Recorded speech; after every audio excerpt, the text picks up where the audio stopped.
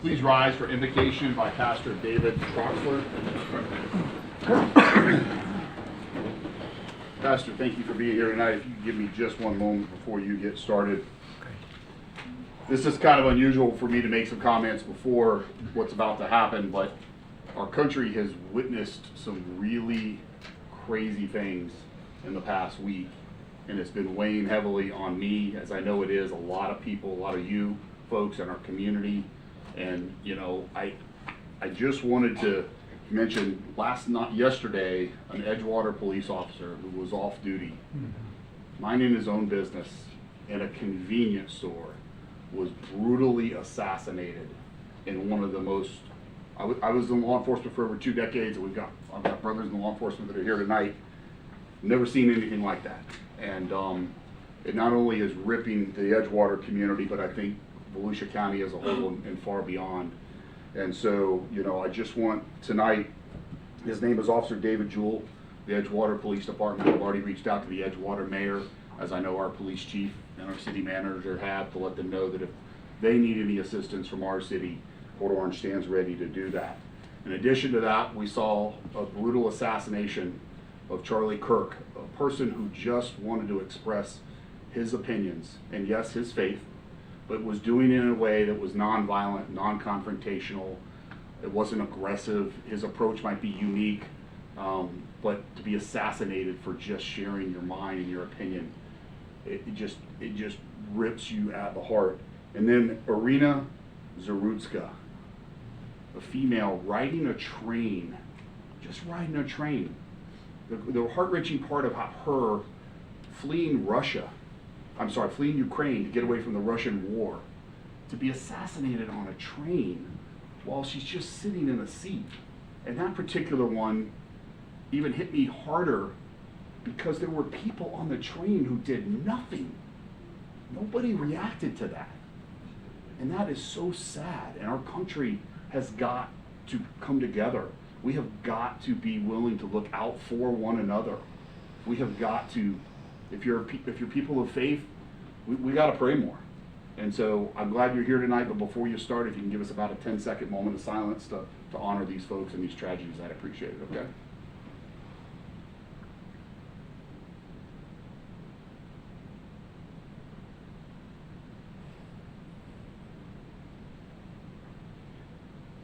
All you, Pastor. Oh God, as citizens, elected representatives, employees of the city of Port Orange, those who are gathered here, we ask your presence to be known to all of us in this turbulent times of things just remembered that are troubling our hearts. Help us to remember that everything we say and do in this meeting tonight will be done and said in love, as you have commanded. You taught us to love one another, so please walk with us tonight in these deliberations and actions, helping us to be aware of your hand on our shoulders. You created us to live in community, so guide us in that process with your presence and your blessing. Amen. Amen. Thank you, Pastor. And now for the Pledge of Allegiance. I pledge allegiance to the flag of the United States of America and to the republic for which it stands, one nation, under God, indivisible, with liberty and justice for all. Thank you. See, well spoken, Mayor. Councilman Foley? Here. Councilman Gifford? Here. Councilman Green? Here. Vice Mayor Gross? Here. Mayor Stillman? Here. Item 4, public comments on consent agenda items only. Do we have any public comments on the consent agenda items only? Robert, come on up. I see you back there, my friend.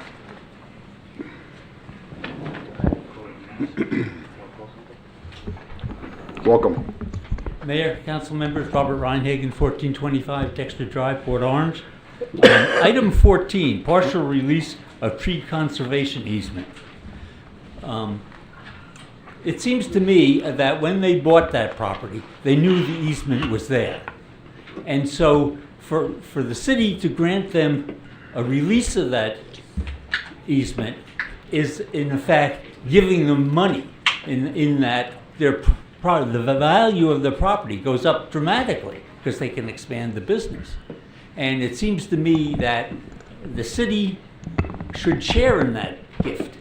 And that's, they should get some consideration in return for granting that variance.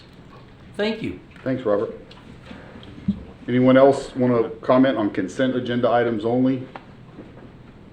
All right, seeing none, back to council. I need a Mr. Mayor, I'd like to motion. make a motion. I want to pull item 14 from the consent.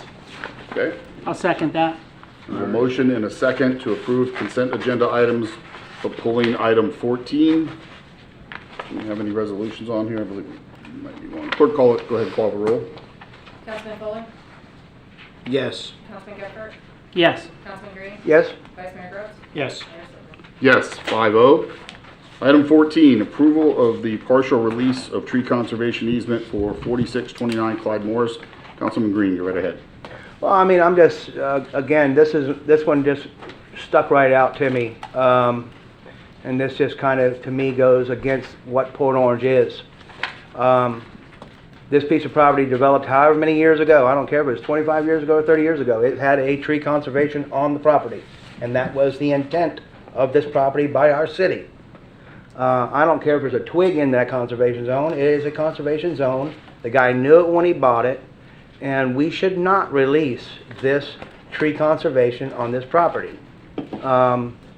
It's just, again, it's going against what Port Orange was doing, which was tree conservation, tree city. And to let this go, I just think, I think we are absolutely going backwards on this particular issue. And let's do this. I just do need a motion on this one. If somebody can make a motion in a second so we can have further discussion on this. I missed that order. I'll That's okay. make a motion to approve You can just item 14 is fine. item 14 on the, do I need to get the, do I need to? all right. No, there's no, that's good for now. And a second, Okay. please. I don't think that's what your intent was. Um, Your intent was to remove it, which we. I want to take it off consent. He I took it off- can make a motion in the affirmative just so we can have discussion. Okay, all That's fine. right, so I second that then. Okay, All right, we have a motion and a second. now, Any more comments from you? no. Okay, Sean? Not at this time, but I will. Okay. Tracy? I'd just like to hear from staff on this one. All right. Read anything? I'm with Tracy on this. I'd like to hear a bit more detail from staff. City manager, do you have somebody from staff that can brief us on this? Community Development Director will take Okay. care. Hey, Tim. Good evening, Tim Berman, Community Development. We've been working with the property owner for about 9 months now after they bought this in redevelopment, and they've come forward with a number of different scenarios that they're looking to expand the business on that site. One of them involved the general area. One of the things before they move forward with basically developing plans, spending money on that, they needed to basically vacate this tree conservation area there. Based on looking on the plans, the tree conservation area covers a significant amount of property that we don't typically get easements over. The code requires easements over just specimen trees. This covers a significantly large area where there are no specimen trees. So that's why basically the request of them to remove that conservation easement. This allows them the flexibility to know that they could go forward with their design plans in terms of redeveloping that site. No trees can be removed with approval of this. It still has to come before the city to approve those. And as we indicated here, this site has over 25 specimen trees on it, and code only requires 8. So there's a significant amount of trees on this site that meet the intent of the code. The one area that is remaining a tree conservation area has a historic tree. So that is not being touched. And then there's, as we indicated in the report too, there's one in the back corner of tree conservation area. Does not contain any specimen trees. So we're not quite sure why that one was done back in 20 years ago. So staff did evaluate this. Basically staff has spoken with the property owner. They are aware that there is no ability to remove the trees unless a permit has been provided. And that is why staff has supported that as we continue to work with them in redeveloping that site. So there's 3 times more trees than the code requires them to have. Correct. He wants to remove 2, and we don't know Does that? not know if he wants to remove those or not. The conservation easement stretches over a significant area, and the trees are kind of in the middle of it then. And he's looking to possibly expand into the tree conservation area, not disrupting the trees. But in order to basically do those improvements, we have to lift the conservation So area. it's possible for him to expand without moving any trees? That is a possibility. But he can't build on the conservation area. Right now, he would not be able to put anything in that conservation area. They are looking at doing a patio, and that would go into that area. So I think the intent, working with the property owners, they like the trees. They want to keep as many trees as possible. And basically this essentially frees them up to basically have the ability to move forward, knowing that they have the flexibility to go into that land area. And they won't be able to remove any historic trees? What's that? They won't be able to remove any of the historic trees? Correct. Okay. Tracy? So just making sure I understood it all. If we give approval for the conservation area, they would have to come back to have approval of any of the trees to be removed? Or does that allow them to go in and remove them out if they're underneath the 8? They can basically, if this gets lifted, they can basically submit a tree removal permit and remove trees on the site as long as they comply with code. Code does require the removal of any specimen trees. They do have to pay the mitigation payment for that then. Again, there's only, of the 25 trees on the site that are specimen trees, only 2 are located within the area being vacated. So we're only, if we were to pass this, we're only allowing them to come back to permit to remove 2 trees at most. That's not what he's That's saying. not- Or am I not understanding that But correctly? wait a minute, because could we make that conditional? That they do not remove the trees. Yeah, within like that. if we decide tonight we want to approve this, can we make this a conditional approval, but you can only remove X number of trees? Because basically what you're telling us is in the area where they want to do this small part to expand the business, they would only need to remove 2 trees essentially, and there's no historical trees being removed, and they'd still have almost 3 times more trees than they gotta have. I mean, we don't have the plans here. Again, they just were looking for that flexibility on that one then. Again, there would be, I mean, technically, they could submit a tree removal permit to remove 5 to 6 of the specimen trees that are not in this conservation easement tomorrow, and that would be approved, subject to payment of a mitigation payment. Or maybe I should rephrase what I said. So there's only 2 specimen trees that would require a permit in the area we're discussing tonight. Yes. Okay, so then by approving this, that means there are 2 additional trees they could come forward and request a permit to remove, but they'd still have to go through that process. They have to go through that process. Okay, I'm sorry, But that's I not- misspoke. That's not a council process, that's done That's done administratively. through us then. Right. The only council process would be if they wanted to remove the historic tree, but that is healthy, so. Right, okay. Jason? No, I'm okay. Sean? No, just looking at this, is a relatively really small area of conservation, so I'm not concerned with it in any way. Anything else, Lance? That's about as clear as mud.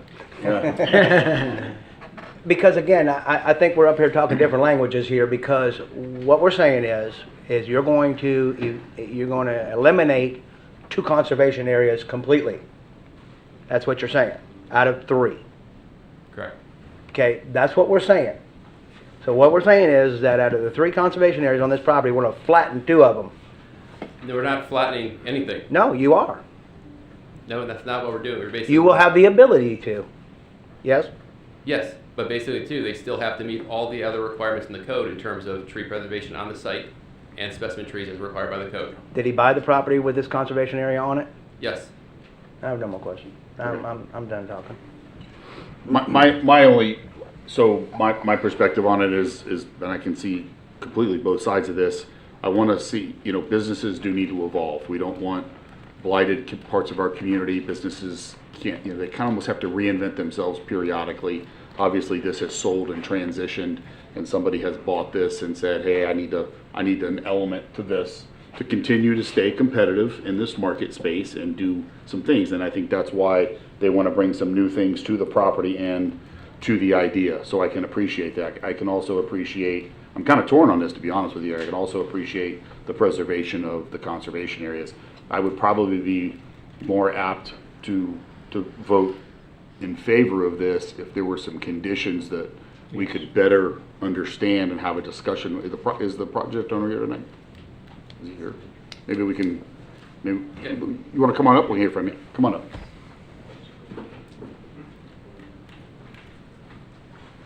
And by the way, thank you for being here. And Wayne, I'll get some guidance from you on this, but another option on this is if council needs more time to vet this out and get a better idea of what you guys want to do exactly, we can table this and bring this back. But go ahead, introduce yourself. My name is Michael Saljane. I'm one of the sons that owns Frozen Cold. This is my brother, Chris. Welcome.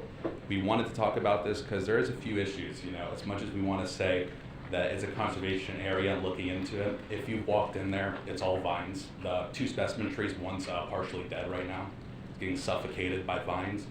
Behind it, there's also Brazilian pepper trees everywhere, so those are invasive alien trees. So we're kind of conserving alien trees and we're conserving vines. And the other issue that we're running into is Out of those 2 specimen trees, one of them is very close. That's going to be incorporated into the property whenever we develop it in any capacity. It wouldn't make sense to get rid of it. It's pretty. We like our oak trees. There's only one tree that could potentially be cut in the future, and it's 50% dead right now. If you look at it, you'll see only half of it's flowering, half of it has leaves on it. The rest are wilted away and has vines wrapped all the way up it.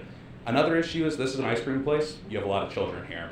You're gonna have thorns, you're gonna have all these little vines, everything. And if you guys have ever looked in the back of that property, there's always a vagrant, a homeless camp, anything like that. My brother worked in Daytona as a police officer for 5 years. He worked A1A, 19. We're very used to kind of dealing with this issue. And whenever they see vines and they know they're close to lights and anything like that, the first thing they do is hide in there. They like to know that they have their own little cove. You can probably go tonight and you might catch one at a certain time today, and I don't like being able to say that, but that is an issue we're facing. Another problem is, whenever we look at that parcel, there's 3 conservation easements, which is very interesting. Usually you won't see 3, you might see one very large one somewhere. There's 3, the historic oak, that will not be touched. We love that historic oak, we're trying to name it after my grandfather, that will never be touched. And then when we look at those 2, the easement in the back, the only reason that one is potentially getting removed is if we ever want to reconfigure retention. And we can always put retention, if we don't move it, conservation easement can always be re-added. Another problem that we're kind of looking at is, it's a 2-acre parcel. The building's only 1,400 square feet. There's a lot to justify. The ice cream business is called Frozen Gold, I promise you. $10,000 property tax is painful. It is a bite we have to swallow. We wanted to grow into it with our restaurant. Whenever we bought the place, we had plans of putting our restaurant there.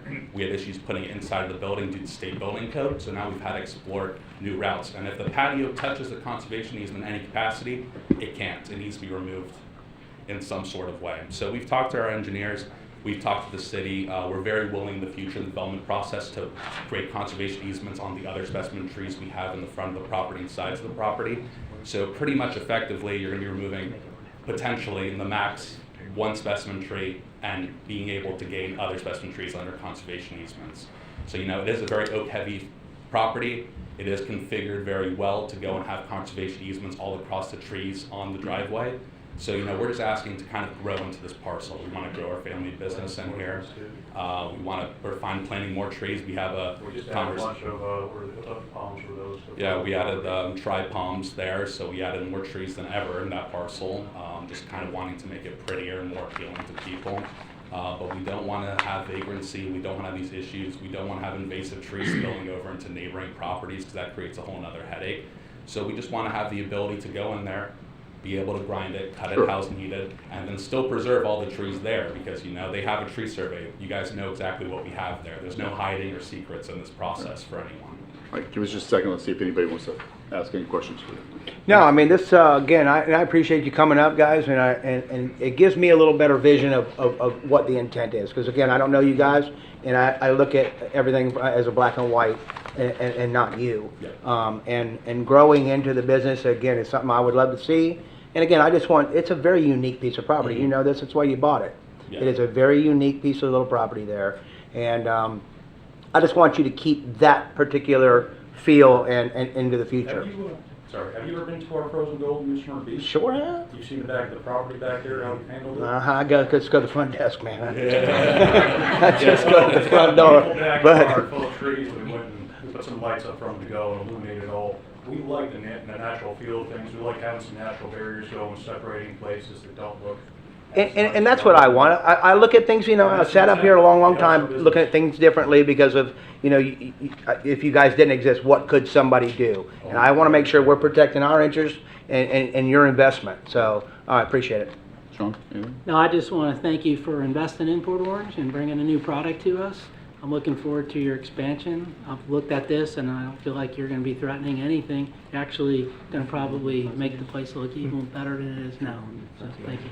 Tracy? I'm going to say I appreciate y'all coming in from New Smyrna, bringing the business up here. We're happy to be here. We're hoping to bring some burgers here soon. Keeps asking. Frozen Gold, I've known for quite a while, working with Harley Davidson right there beside you. Yeah. So we know it. Spent many a time in your place. But the concern is real. I mean, it is Port Orange. It is a tree city. My biggest concern is opening the blanket up of all the conservation areas. We talk about 2 trees here, but then we end up with community development saying that it opens the blanket. and Yeah. they So have it rulings opens, it about opens the blanket. That is correct. You know, it's the idea that there is that area that we have as a conservation easement. But one of the things is whenever we ever want to build, if we ever decide to build the building there, extend anything, you do need a conservation area still. That's going to be a conversation we're going to have with them down the line is, hey, you know, with us extending a building or with us doing whatever we want, putting my burger place in, putting a patio, they might say, hey, you're going to need more conservation area, you're going to need another however many trees preserved. So Well- that's kind of the thing that's going to be happening in the future. For right now, it is the idea of just being able to know I can move forward, I can hopefully expand my patio 5-6 feet into there, and I can build a restaurant in the future there and grow into that role. Yeah, and I know the expense of having those blueprints and things of that nature. I'm going through that process myself in my own building. For me, for council side, I would love to be able to see a proof of concept that works with community development before we give approval. So we're not sitting up here saying 2 trees, it turns into 10 trees. You know, I'd like to have a proof of concept. Okay, so we have some things bouncing around kind of with some of the people in the city. The issue is, you know, this is a constantly evolving thing. We're not developers, we're ice cream people. So when it comes to building construction, we've been trying to find the best route to go and build something there since day one, trying to put in the building. Well, it's kind of built like a TP, so state code makes it very hard. So, you know, we've had to change our thoughts on how we want to go in there 18 times. We were hoping to already be selling burgers. I was hoping to be on the grill, but you know, this is kind of something we're growing into as we go down the line. This is a conversation that the staff will most likely have with us, that we need more conservation areas, and we have all those other trees alongside the road that we're more than happy to put an area, you know, easement on, because you can't do anything there anyway. Well, we would rather preserve it. It doesn't make anything, and it's a tree that already exists. It's a large tree. It kind of wouldn't make sense to not give it an area now that it's fully grown, because when they planted it, it was a smaller tree. It was not a specimen tree yet.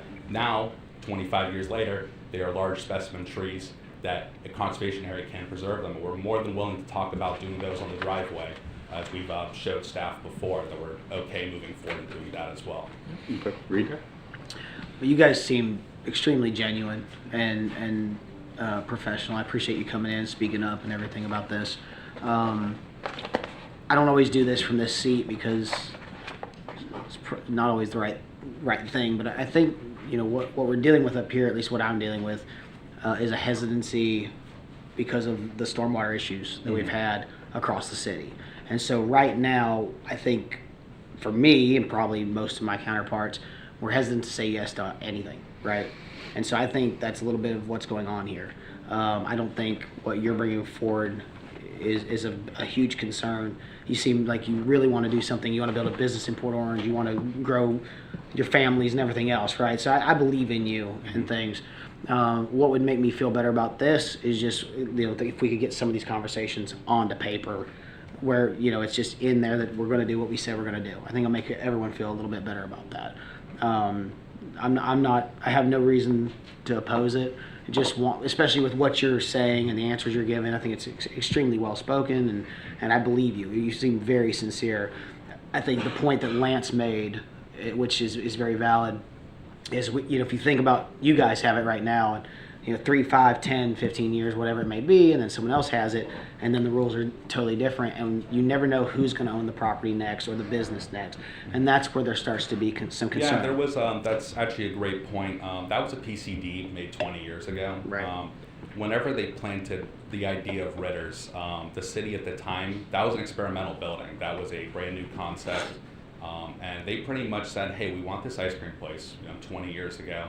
We want to build it here, and we're going to give you everything in the world to potentially get this deal through. And that's why the PCD, there was a whole agreement in place to even be able to change the color of my table. There was encoding in written in a special document that it had to be a certain color.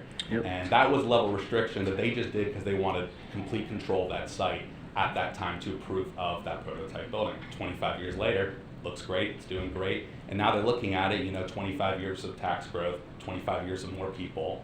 We have all this other growth. It's a 2-acre corner. It's not very cheap to maintain any capacity. No. And whenever we're looking at this, there was 3 conservation easements kind of just thrown in there and a huge retention area. Talking to the engineer, the retention area was as big as possible because they wanted it to be like that to get approved. Whenever we build any capacity, they're gonna have to go and look at my retention, my drainage to make sure. We know flooding very well. Frozen Gold New Smyrna is now 4 feet underwater, so that is something that we feel and we know very well. Right, and, So and we this want- and this we- site probably doesn't, play into the massive, Mhm. the overall picture But anything to a great that deal. we But build- right now, every drop matters. So anything that we build, they will have to go look at the drainage, the retention areas. They might Yeah. ask for more. They might say we have more. But for a first step, I can't even start the process of a site plan because, hate to break it, it is a very expensive endeavor. It's not a cheap thing. I'm not a developer. I want to do this. I want to make it work. And if I can't get step one moved in any capacity, then I can't warrant coming back to the table with a 25 grand site plan Right. and then just have another problem potentially. That makes it very unfeasible as a business owner. I agree with you 100%. My only final comment, and then I'll go back, let the mayor take over. Councilman Green, if you still feel the way you feel, it sounds like it might make a lot of sense to table this one if you feel strongly the way you did about getting some other things on paper, and I'd be happy to make that motion if you decide to rescind yours. I'd second that. Okay, so just I mean, we Alright, have so the let's, motion on the floor. but- let's do this in Go. appropriate order. Yes, sir. I'm gonna need you to rescind your motion and you rescind your second first. Are you guys willing to come back on this? And again, you see where we are here. And again, Tim, if you can, so we're into language here again. You're saying we're going to move conservation zone from one spot to another, and we're going to make sure that we've got adequate drainage for the whole site, and still be able to do your project. Is what we're getting at, right? And again, I'm amenable to, I'm open, but at the same time, you see my point here. This conservation zone was at 25 years ago. You're absolutely correct. So I don't want to set a precedence up here of just going and mowing over conservation zones. Now, if we're going to swap properties and we're going to move zones around, I'm open to that. So would you be willing to table it, even if we got a sketch, say, look, okay, we got 20,000 square feet of conservation zone, we'll move it over here, we got 10,000 square feet of retention, we're gonna need 15,000 to do it, so you have enough space to do what you wanna do. Are you open to us when it tabling comes- this and when it coming back comes with to the something? retention and all of that, that is a conversation if building ever happens. Even when I extend patio, I go from dirt to pavers. I'm going to have to go and show them drainage, retention, and everything, and they'll have a number very clearly. And as my conversation with my engineer said, we're already well over the amount needed. When it And comes to if the that's the trees, case, you're good. I have no problem if we want to talk about this or figure out something to make 2 of the trees a conservation area. So you have the same amount of specimen trees protected. We've had that conversation with the city before. We've talked to them, for 8-9 months now on this project, just the whole process. So we're up for both. Okay. But the maximum that would be impacted is 2 specimen tree out of 24, 25, and that still brings us 3 times over. It is a very large surplus, and for 1 or 2 trees to potentially have an issue, with one of them already having an issue being cut down in the future, to have more jobs and warrant having property tax and everything. I think that is a tree that just turned to a specimen tree. With protection of other trees, I think that that's a very easy economic decision. But I understand we are very wanting, it's a tree city. I grew up knowing that. We can work out a conservation area on the front of the property, the trees that are already there. We have no problem doing that, but I do want to say this is not a brush cutting down 80, 90 trees like you'll see on a 3-acre development. This is simply removing invasive trees that are spreading, vines, and potentially 2 specimen at most. Okay, so Councilman Foley, again, I'm not sure where we're going with this, if we're going to table this or how we're. If you where if we you were to are. I don't- rescind, if you were to Go ahead. rescind your motion in second, I would make the motion, and then someone else could second, and we could vote on it. Okay, so I'm going to rescind my motion of approval. And we're setting your second? I don't want to. I think we're trying to get them to a yes, but there's some more questions. that we Okay, wanna work on I'll things, so- rescind my second, but Okay. I'm not in favor So of we have them the- having to come back. Okay, that's fine. Guarantee We have a motion and a second rescinded. Okay, and then I'm going to make a motion to You're- table this pending just some further information, gentlemen, and that way we can rediscuss this, which staff will, help you walk through that for sure. And I'll second it. All right, we have a motion and a second to table this, and what we'll do is. Can we have some more discussion on that? Sure, go right ahead. Tim, can we come up? So, I guess what I'm getting at, Tim, is there ain't no pencil sketch calculations that says they could build this much, or? I think they're still working through the plans. We've got other site conditions that we have to follow, basically in terms of working with that parking lot, that basically we're trying to figure out where the patio can go and the improvements. One option that we could basically suggest here is that essentially is that we will not move forward in terms of basically if it isn't approved, we can condition that the easement is not recorded for vacation until they provided us equivalent conservation areas elsewhere on the site and make sure that there's 2 specimen trees in. That way, basically, whatever is essentially vacated is captured elsewhere on the site, and we condition basically kind of finalizing that easement vacation until that document is provided to us then, and we basically record the replacement and then vacate the area that works for them then. And that way we can move forward tonight then and know that basically at the end of the day, that site will always have the same amount of conservation area and the same number of specimen trees and trees in easement. Thank you. Thank you. I don't know how we want to make that motion. Well, I think we're gonna table it. I think we're gonna table it, bring it back with give staff a chance to kind of lay this out a little bit differently in the way you said that, and then individually, everybody can visit the site and then get more clarification through the city manager's office, however they want to do that, and we'll bring this back. Before we go there, can I ask a question? You certainly can. Okay, because we're thinking about tabling something that, if I'm correct, there's 2 easements that we're asking to be vacated. Correct. Okay, and on those 2 easements, one easement doesn't have any specimen trees. Correct. And on the other easement, it only has 2 specimen trees. That is correct. So that's what we're asking to table. Why are we doing that? The site has 25 specimen trees on it now.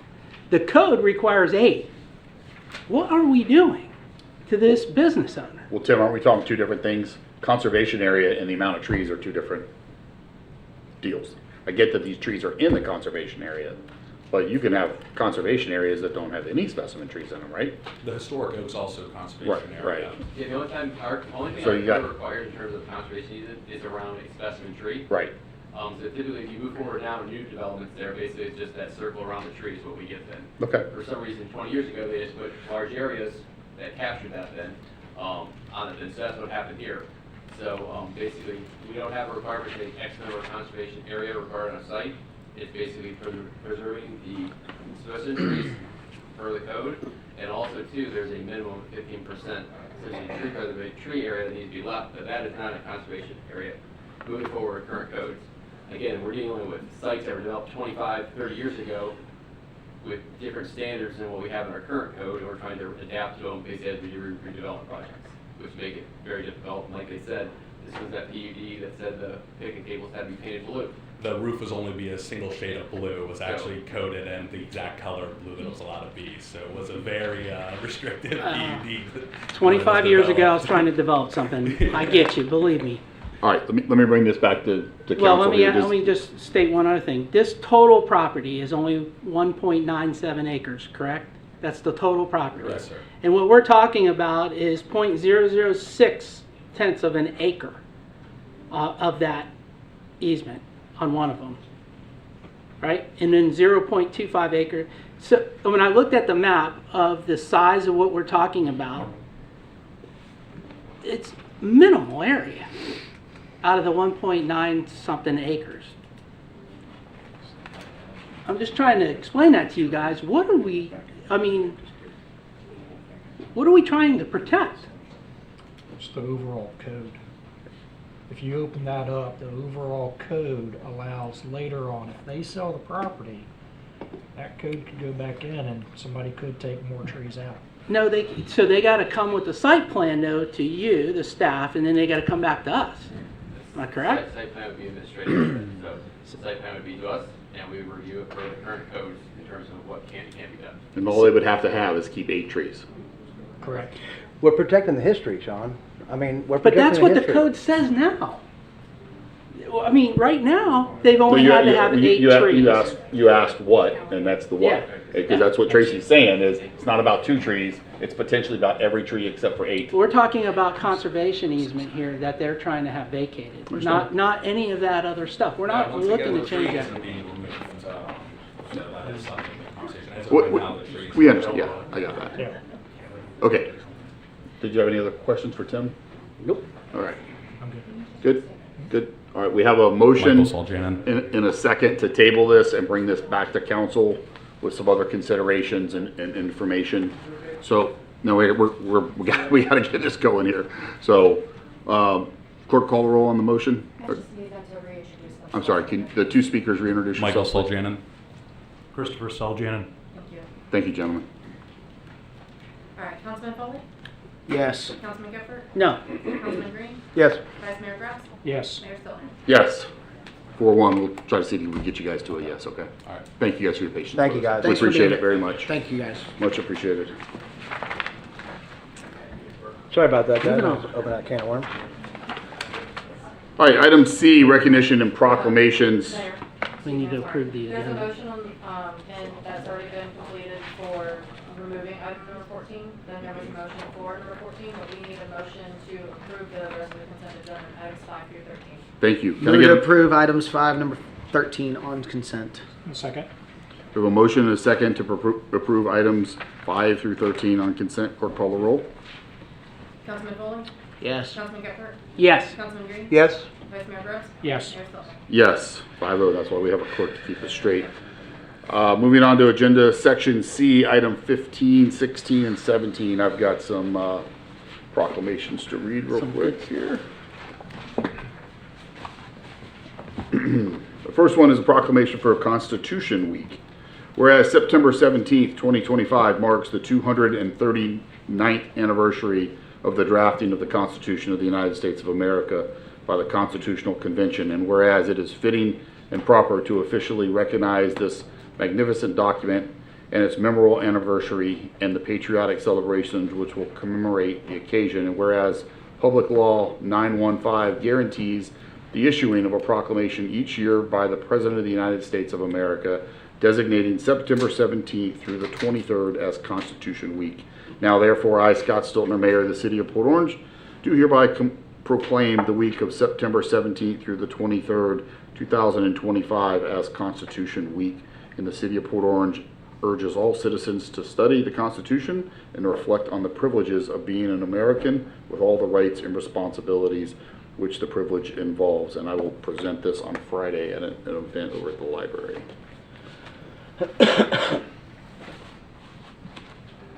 This next one is National Service Dog Month.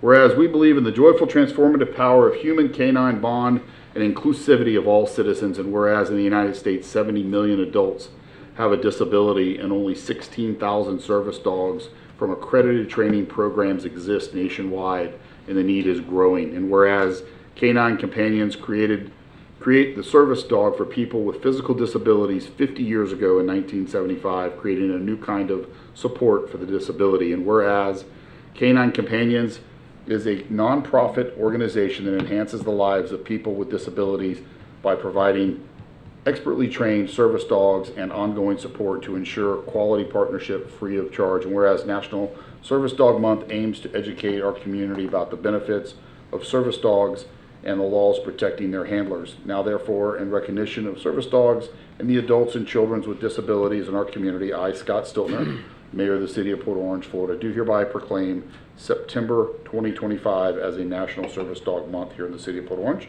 and encourage all citizens to celebrate service dogs and be respectful to the rights of safe access in our community, afforded to adults, children, and veterans who lead more independent lives because of their assistance. Is anybody here from this organization receive this? Okay, we'll get that to them. All right, and I look forward to this proclamation every single year. This is about Childhood Cancer Awareness Month. Whereas the American Cancer Fund and Children and Kids Cancer Connection report cancer is the leading cause of death by disease among U.S. children between infancy and age 15. This tragic disease is dedicated in nearly 15,000 of our country's young people each and every year. And whereas 1 in 5 of our nation's children loses his or her battle with cancer, and whereas 2/3 of childhood cancer patients will have long-lasting chronic conditions as a result of the treatments they experience, and 60% of childhood cancers are diagnosed before age 5. And whereas the American Cancer Fund and Children and Kids Cancer Connection provide a variety of vital patient physiological services to children undergoing cancer treatment and participating hospitals throughout the country, thereby enhancing the quality of life for these children and their families. And whereas throughout the month we remember the children and families whose lives have been forever altered by childhood cancer, as well as the dedicated professionals, organizations, and individuals and communities who support and care for them. Now therefore I, Scott Stiltner, Mayor of the City of Port Orange, do hereby proclaim the month of September 2025 as Childhood Cancer Awareness Month in the City of Port Orange, and urge all citizens in the community to support patients, survivors, their families, and caregivers, to remember the lives of those we have lost, and encourage those who are working to improve survival rates and treatments. And that is why you are seeing us wear the gold ribbons tonight in honor of that particular proclamation. Okay, moving on. So we're going to start the public participation. We are aware that there are quite a few folks here tonight that want to talk about some stormwater issues and have some dialogue on that, and we want to get some good information out. So we are going to do that. But this is the first meeting that the elected body has had together since we had a storm a week ago this past Sunday that impacted the city pretty significantly. So we want to give our city manager a chance to brief the council. The council will ask him some questions, and then we will be having some folks that have signed up to come up and speak, come up and do that as well. So Mr. City Manager, can you go ahead and give us a overview on the incident and what's going on, and give us any updates? Robin's going to pull up a brief PowerPoint.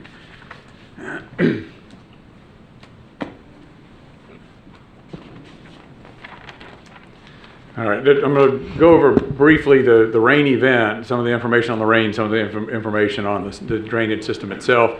We did lead with the picture. These are our guys that are the crew that have been working. Last week they were out working anywhere between 10 and 20-hour days.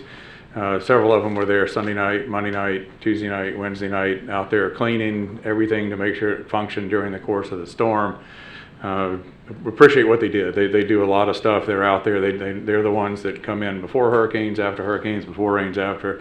They work very, very hard, and appreciate everything that they've done to try to get out there and help during the storm.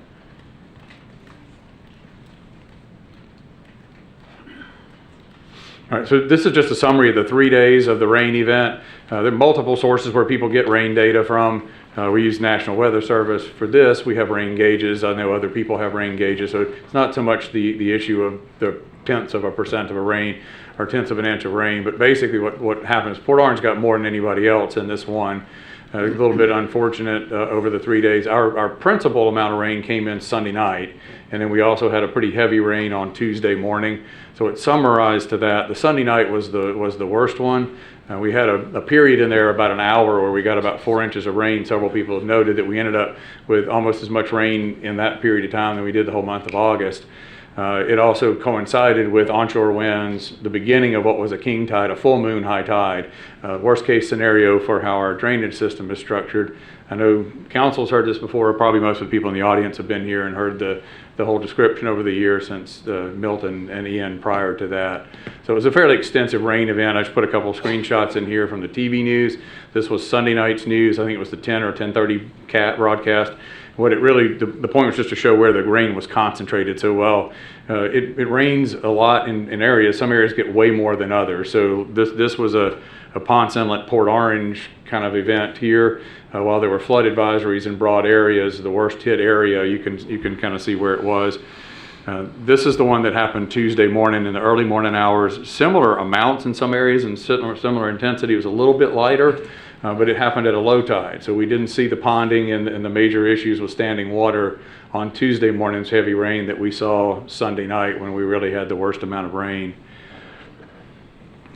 Just a little bit of going how our system works, and I know we've talked about this before, but this is broadly showing our system has a combination of open ditches, pipes, and pumps. And so some of the system works off of pumps that can force water against tide, against flow, and some of it is full-blown gravity, just highest elevation down to the lowest, and it goes out at the low point in the end. So the blue lines indicate the major canals. The areas where there's purple, that's where we have pumps. Most of the areas that we have that are low-lying and the older parts of town that were built before current stormwater regulations, that are full of houses that were built below the current base flood elevations, rely on the Nova Canal, which is a gravity-fed canal bringing water all the way up from Holly Hill, way north of us, and down and out. So the one with the pump, Cambridge, is the only area where we have a huge area where we have a pump to actually help in that situation. But that's a little bit of how the system is structured to show where for what it is, our guys do a really good job of maintaining it, but it has its limits. It's no different than if somebody told you, I need you to tow a gigantic boat and you have a little Kia. You need a big truck to do that. So some of this system just is not built for 4 inches of rain at a high tide with onshore winds. The gravity system has its limitations. If the water can't get out at the low point, it stays in the system and backs up. And that's what we saw happen Sunday night. There's another way to look at it. This is just the system, is how it's maintained. The pink is all privately maintained ponds and canals. The yellow is the counties, the orange is Port Orange, and the green is the state. So you can see multiple jurisdictions are involved in the overall system in here. We do have, I know these are, anytime, Port Orange is unfortunately north-south oriented, so PowerPoint doesn't work real well for it because you can't expand it out, but we do have these graphics in PDF. If council wants to go into anything in more detail, we can use those to pull from. And then finally, so the what are we doing about it? So in addition to extensive amount of ongoing maintenance, and I do think it's important since Milton, so we've acquired 2 more street sweepers. The DOT's picked up sweeping the major streets, so we're now able to get into all of our neighborhoods at least monthly with the street sweepers, where it used to be once every 3 months. We have acquired additional equipment to do ditch maintenance with, and also hired a contracted firm to help us in some of the harder to get to areas. So we went from taking about 2 years to maintain the open ditch system that belongs to us to taking less than 1.5 years, which is a pretty substantial reduction in just over a year. One of the things that's very helpful there is the outside of company, that those ditches are harsh on the equipment. To break down, you're stuck. If you lose your machines, you can't do work for a while. So our uptime on our machines is much higher now because we're not putting them in the most difficult spot. So it's allowing us to get in there and do more maintenance. We've always been able with our vacuum trucks to get most of the pipe system about twice a year. So it's not an issue of maintenance, an issue of the design of the system and what it was intended to do, because it's essentially built a long time ago for different flows of water. Doesn't have, the east side just does not have the holding capacity nor the pumping capacity. So we've done master plan, we've done a vulnerability assessment, we've gone out and got state money to help build the Sugar Forest project. We have Transform 386 projects, over 20 million pending to do multiple other projects. This list just shows all of those projects, how the funding sources are broken down. The long-term solution is to defeat the problem of gravity and tidal influences stopping the water by using pumps and using the pumps to overcome it and push it out. So that's this background for the conversation. If there's anything else you'd like us to cover, we'd be happy to do it. I have the city engineer here, the public works director is here, Robin, who runs the team that goes out and does all the visits. They've been to over 50 people's houses, talked to hundreds of people on the phone. So anything else you'd need from us, we're happy to provide that for you. Otherwise, turn it back over to the council. Okay. Council, I know a lot of us have had conversations this week with residents. And you've got some probably questions for the city manager that hopefully you can answer for us, or some things that you've already found out that we can respond to. Lance, we're going to start with you. No, I don't have any questions. I mean, I've been in contact with Wayne and everybody since it has been going on, and I've been down to these areas firsthand just to see exactly what's going on. And again, I cannot press enough on how important it is to get these couple projects going. We got 2 different projects that are getting ready to be shovel ready, and one of those projects is down in Cambridge, which again, I look at where our water drains in different places. The one in Pepper Hill is going to be it's on the other side of the tracks where it's in the river, versus Cambridge is into a basin.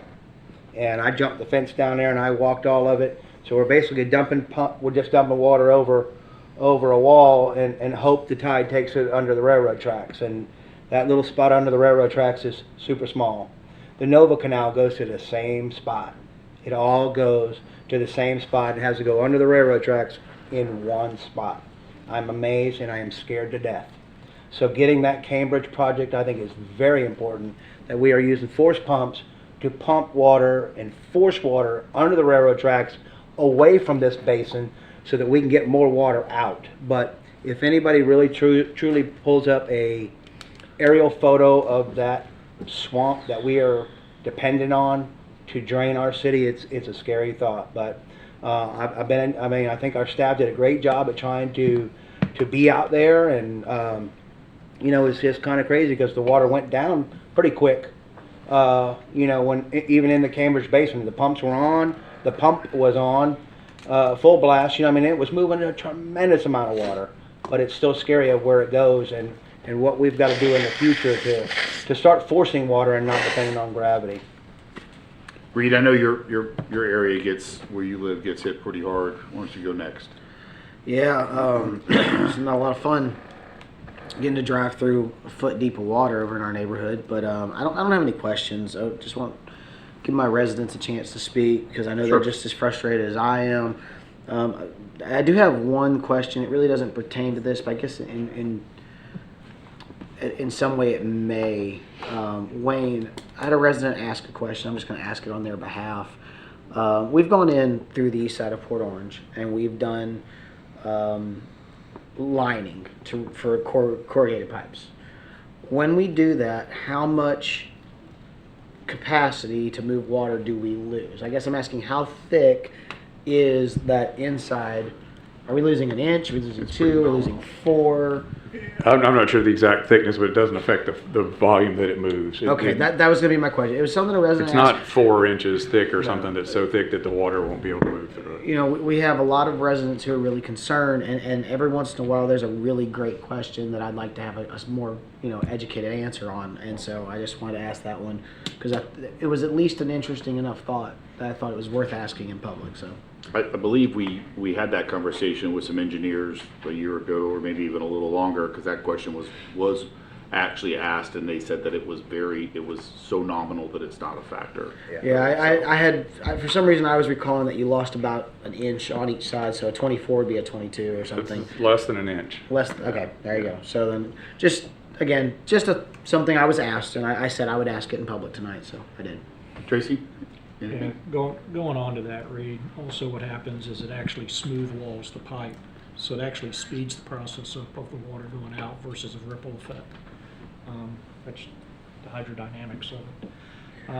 One of the things here is, we're dealing with flow and gravity. And we're going to lose out every time there's a king high tide. King high tide always coincides with, seems like every time a rainy season hits for us.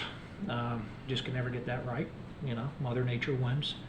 But one of the things that I always want to remind the community and council is one of the slides that city manager showed was 36.1 miles of canals, ditches, and ponds is inside our city. Out of that 36 miles, 14 miles of it belongs to the city. So we're fighting a battle that's not just Port Orange. 39% of it is us.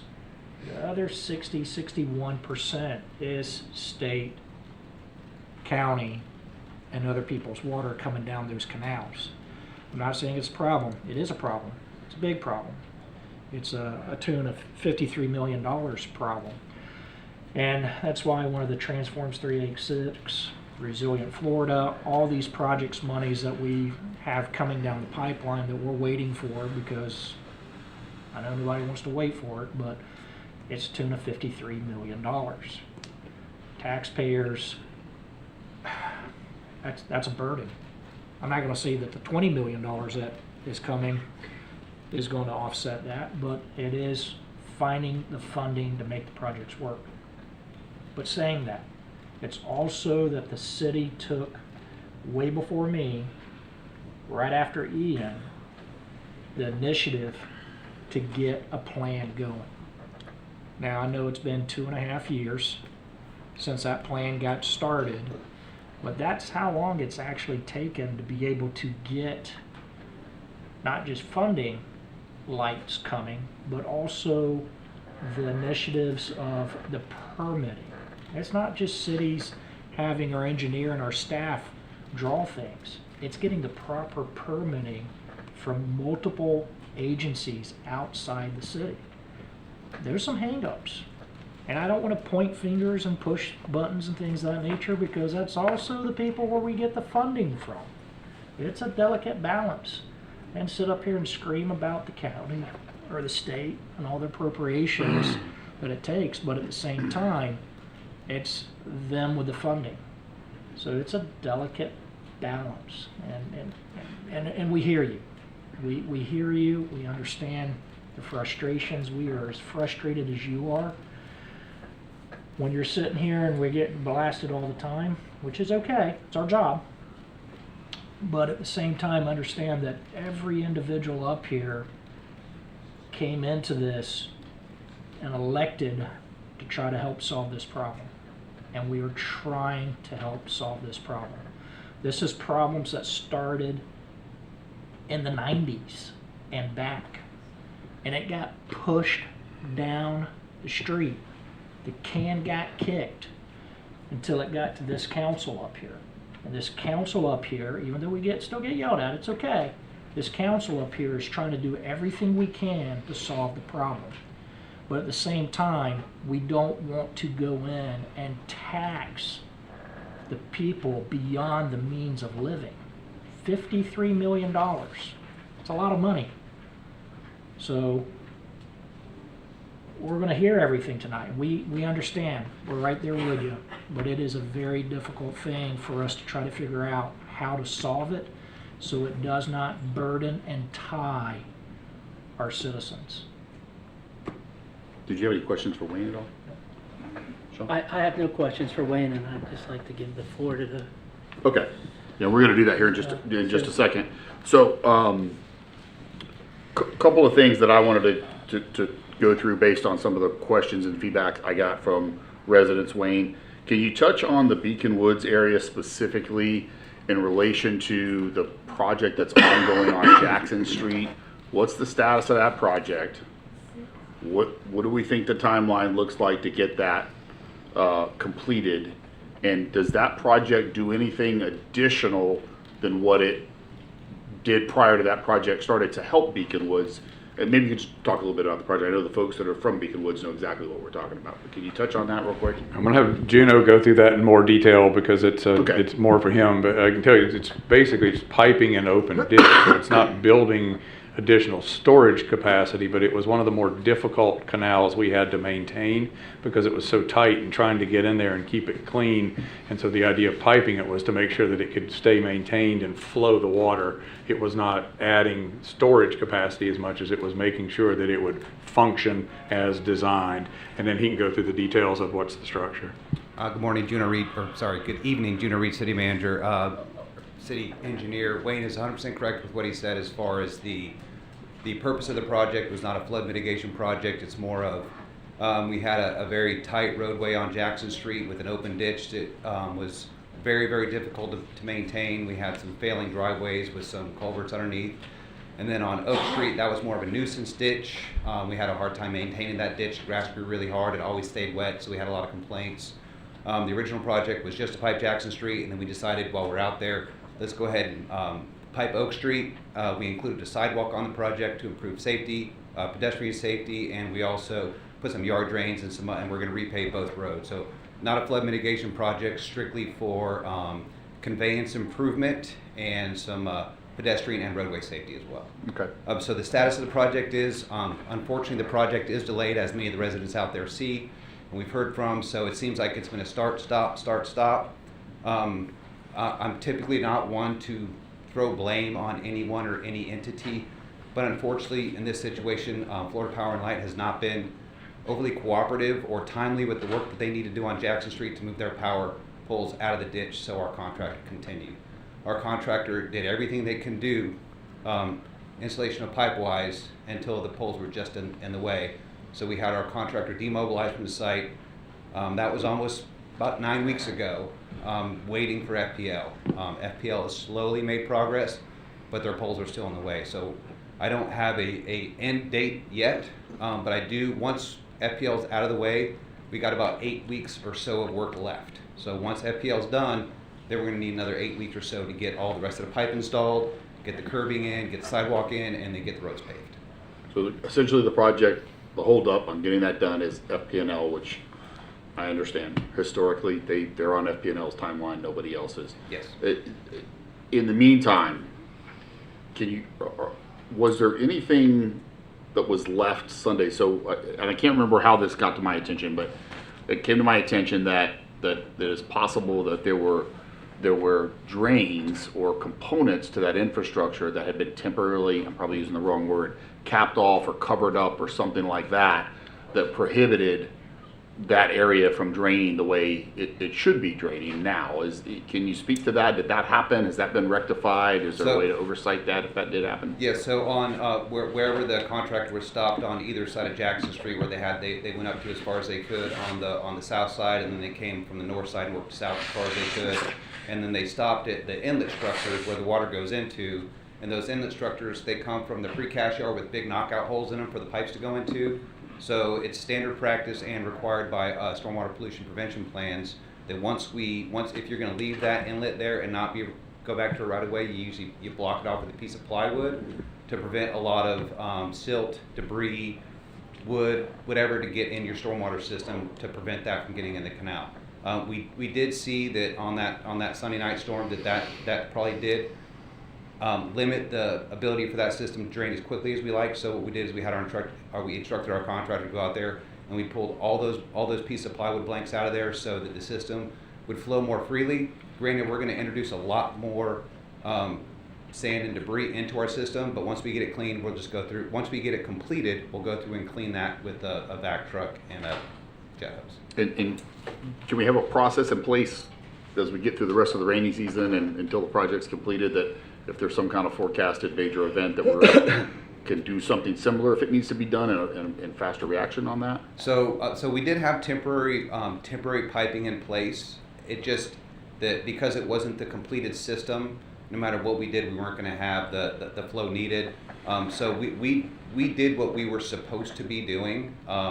We didn't anticipate FPL delaying us as long as they did. So and then that rain came and got us. And based on my observations, we didn't have any major issues along Jackson Street. Jackson Street did stage up more than it usually does. I think we had a little bit of water in the road, maybe a little bit of water in the front yards of the residents on the west side of Jackson Street, and then that drained down pretty quickly. And then after we pulled all the temporary piece of plywood out, I went out the following day during a storm while it was raining really, really hard, and the ditch was flowing well to the north into Canal Beach. So. I know you're not looking at the bird's eye view from Google Earth, but the large retention pond that my understanding it borders Oak Street and Dunlawton just to the south of Beacon Woods. My understanding of that, it belongs to the state of Florida. That's FDOT's pond system. So that is an interesting, and we have a handful of these in the city. At some point in the city, so that pond, we call it Memorial Park Pond, right, drains. That's the retention pond for Dunlawton for the state road. At some point in the past, the state has deeded those properties over to the city, so the city owns that pond. Okay. It's a city-owned piece of property, but it's specifically for the drainage of Dunlawton Avenue. Okay. Does anything in the infrastructure of Beacon Woods empty into that pond? No. It's not connected at all? Right, okay. Because that was a question I had. That's what my understanding of the answer. And this is, so, one of the things I know, and I touched base with the city manager on and talking to residents, is we've spent a lot of time looking at this thing of a global perspective across the city on what do we really need to do, how are we going to make the biggest impacts. Now I think, we need to be looking at some of those acute Band-Aid, temporary, can you do this kind of a thing. it was kind of maybe after the height of the 4 inches of rain that Sunday night, but I did get out and go to some of these areas. I got a call from a friend in this area, and I wanted to go down there, and quite honestly, some of the roads were, I didn't want to go down them because they were so close to homes. I didn't want to be that guy that wakes something up in a home, and I wasn't sure what I was actually seeing. In some areas, it looks like the streets didn't have any water over the crown of the streets, and then other sections of the subdivision, clearly the streets are graded as such, there's almost like that bowl effect, and it's pretty deep. In the event that something like this were to happen, are we able to take a portable pump, and I get it would have to be closely monitored, but pump from like Oak Street into that pond? So if we saw there was capacity, and I get that that's a... that's a little bit touchy because the pond Because we don't know how much more rain isn't keeps designed coming. or permitted to hold that additional volume. It's designed to hold the volume that it currently gets. And oh, by the way, that pond was at capacity. When I saw it, it was at the bottom of the basically at the bottom of the boardwalk. And when you go to the outfall structure, which is on Dunlawton Avenue, it was full pipe discharge. So the pond filled up like it was supposed to and was discharging like it was supposed to. Could we physically have pumped water from Oak Street into the pond? We could have, yes, done that. By the time we were able to mobilize a pump, get crews and get it out there, the street was dry. The water went down relatively quick, so we would have more than likely showed up out there with a pump to a dry road. Where does that pond, and I don't mean to put you on the spot, but do you know where that pond ultimately outfalls? Yes, sir. So if there's like a professional office center on Dunlawton, Yep. and then directly to the east of there is where it discharges into a ditch along Yep. Dunlawton. Flows east on Dunlawton until it gets to the intersection of Oak Street, Yep. and then it goes diagonally under Dunlawton and follows Oak Street till it discharges into the Halifax Canal at that point, directly adjacent to the wastewater plant. Okay, all right. Mr. Mayor, to touch on that, the Beacon Woods actually flows to the north, and it too goes to the Halifax Canal, but on the north side off of Canal View. So the water is And then all goes going to the back same place. Yes, right. But then it also goes back to Canal View, where the Nova Canal system is coming to Canal View on that. All right. Sorry, John. So best guess on that project completion. I'm not holding you to it. How much longer do we think FPNO needs? And then we get to the 8 weeks, it'll be done. So FPL, they could probably get all their work done in a couple of days, but we're figuring it's going to be 3 or 4 more weeks before we see all those poles moved. Again, we don't control their speed, we don't control them, and then another 2 months after that. So we're probably looking at realistically, unfortunately, probably another 12 weeks or 3 months before that project is complete. Okay. Well, can I ask a question? Sure. You just talked about the Memorial Lake, the pond, overflowing into a Dunlawton ditch, which then goes east to the Halifax Canal, which is managed by the county. Am I correct? That's correct. If that county canal is at its capacity, that water's not flowing into it. It certainly slows it down depending on the level of what you're flowing to what you're flowing to. So it can definitely slow the flow of that water. Gravity, right? Yes, absolutely. If the canal's full. So I just want everyone in this city to understand that canal is not managed by the city of Port Orange. And there's hundreds of people that think that we manage it. And I have photos of that canal being terribly maintained, which I called Matt Reiner, our council member, and asked him, and they had someone going out there and looking at it. We got to make sure, and we do have the one thing I want to say is we have a fantastic website that explains a lot of this stormwater stuff, and since May it's had 1,300 visits, with most of it going to our stormwater projects, but that's a small amount of people. But there's a very loud amount of people, a few that are very loud, that are saying things that are incorrect. And I just want to be on record to let people understand that Halifax Canal, which runs along Canal View, which is connected to Nova Road Canal, which is a state-maintained canal, is not the responsibility of Port Orange. So when neighbors talk about that, educate them. Because it's a shame that misinformation is going out, because that canal gets backed up. I witnessed it. And the LPGA canal that runs to the river was backed up within a foot of the railroad tracks on Monday afternoon, at low tide. So I think That's, I just wanted to make sure we got clarification that Port Orange does not take care of Canal and Halifax. That's correct. All right, thank you. And so that particular canal system is absolutely significantly impacted by tidal. Absolutely, yeah, it's directly Yeah. connected So- to Rose Bay, which is connected to Halifax River, which comes from the inlet, so it's absolutely affected by tides. And I think that is one of the, so that conversation that I've had with a lot of residents, some understand that pretty well, some really struggle to understand the tidal impacts.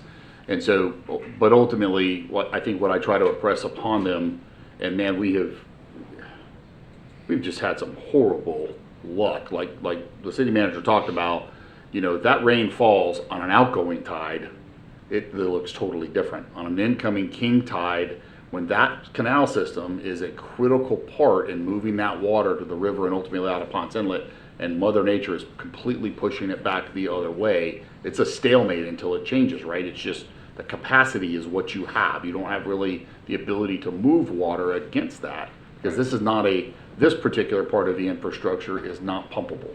That's that correct. Pond cannot be pumped, right? In its current condition, it's not pumpable. Okay, and I'm going somewhere with that, so I appreciate you. And Scott, you You're welcome to you hang brought out. up a really good point, and I'm glad you're still on the podium. We had 9 inches of rain in the month of August. We had 4.7 in 2.5 hours on Sunday night. I don't care what you do when that much rain hits a street. It doesn't matter. The funnel, the inlets in every neighborhood that we have, Beacon Woods, the brand new subdivision behind Sugar Mill, the ones over in Sleepy Hollow that had a house that had water in it. I drove through there on Monday. The water was gone, and the tide was as high as it was the night before. But when you have that much water hit the ground, just take a gallon of water, try to pour it in a funnel.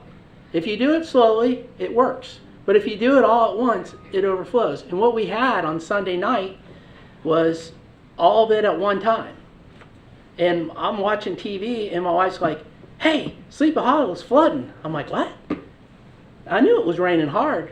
I didn't realize how much until I went out there. And I didn't go to Sleepy Hollow. I went to the brand new subdivision that everyone thought was going to flood 6th Street. Does anyone here live on 6th Street that are in the room now? Do you live on 6th Street? Was your street flooded Sunday night? There's an area right by the entrance that is a bowl. There is a flooding area.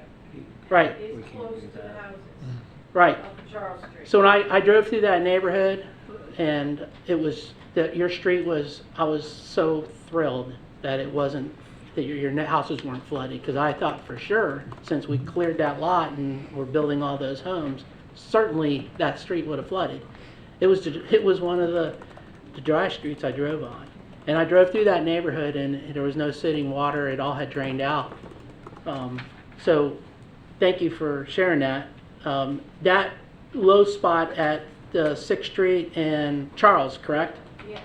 And that's been there. Does she need to come up and Yeah, we put her- can't do the whole scene. Okay, all right, any rate, I just wanted to make sure that no matter what we did on Sunday night, when 4.7 inches of rain hits within an hour and a half, no system's gonna handle it. Right, your gallon of water into a funnel is an excellent analogy Thank for you. what happened. I'm done. Back to me now? Yep. All right. There was a rumor going around there for a while that the pumps at the Cambridge system were not working during the storm.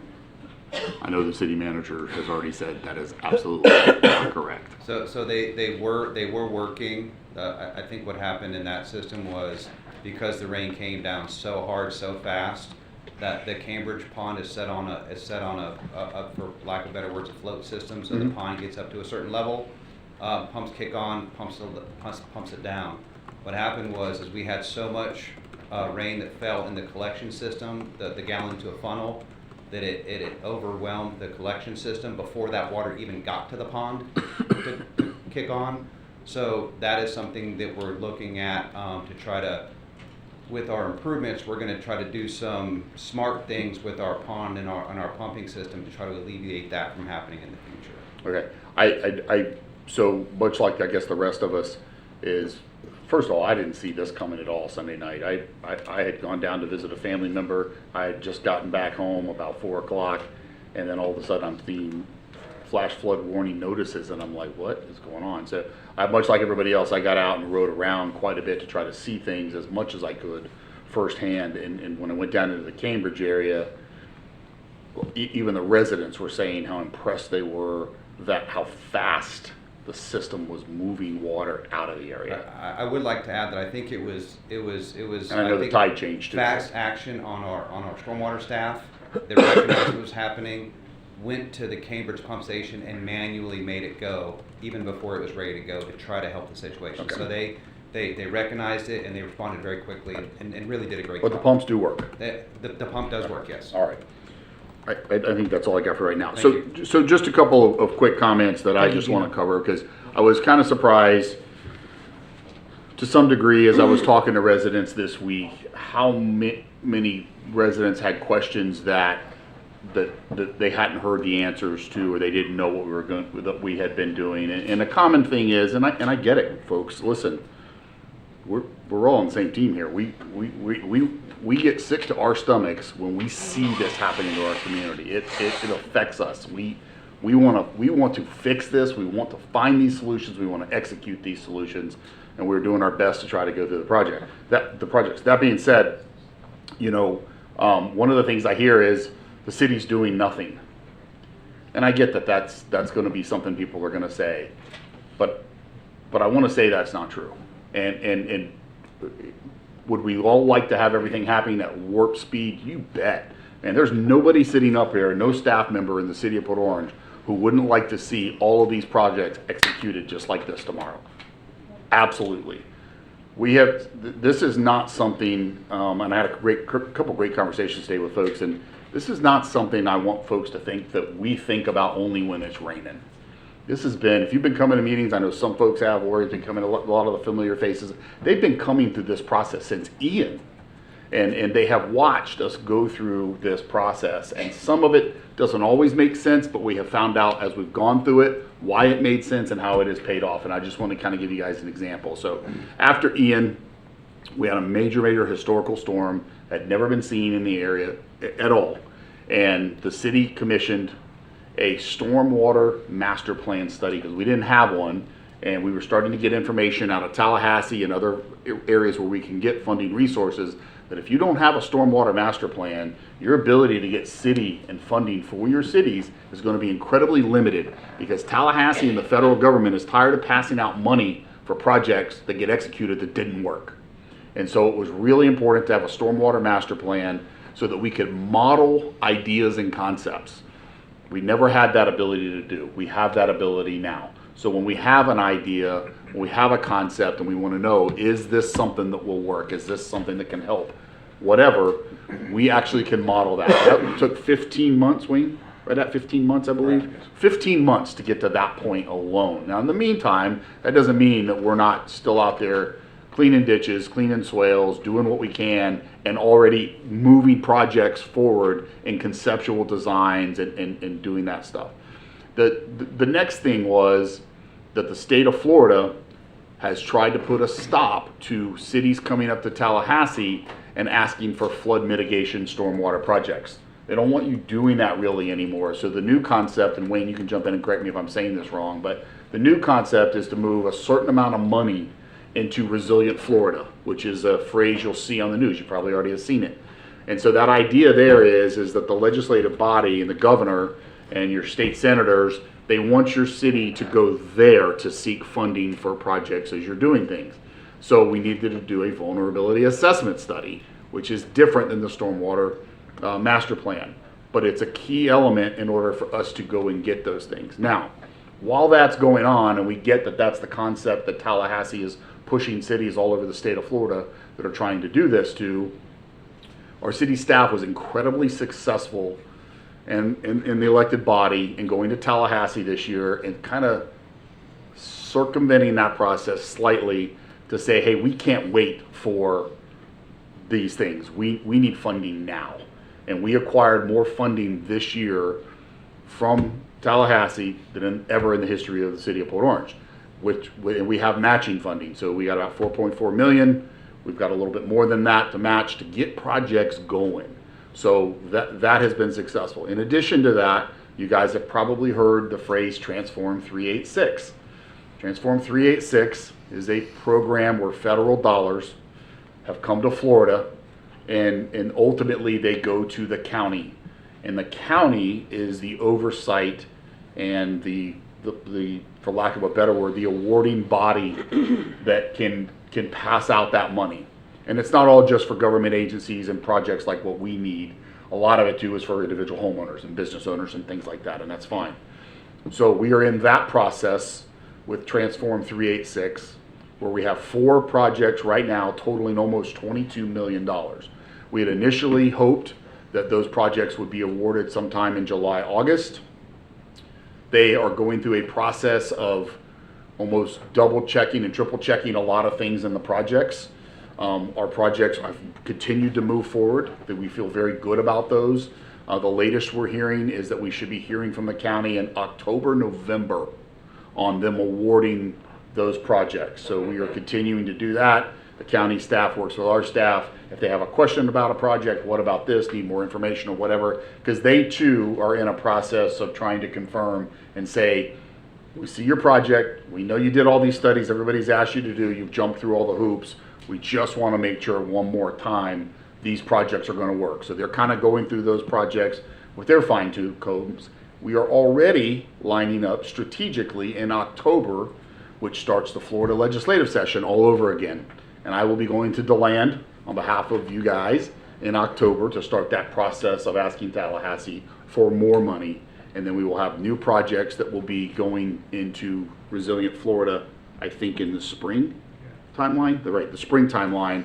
So why am I telling you guys that?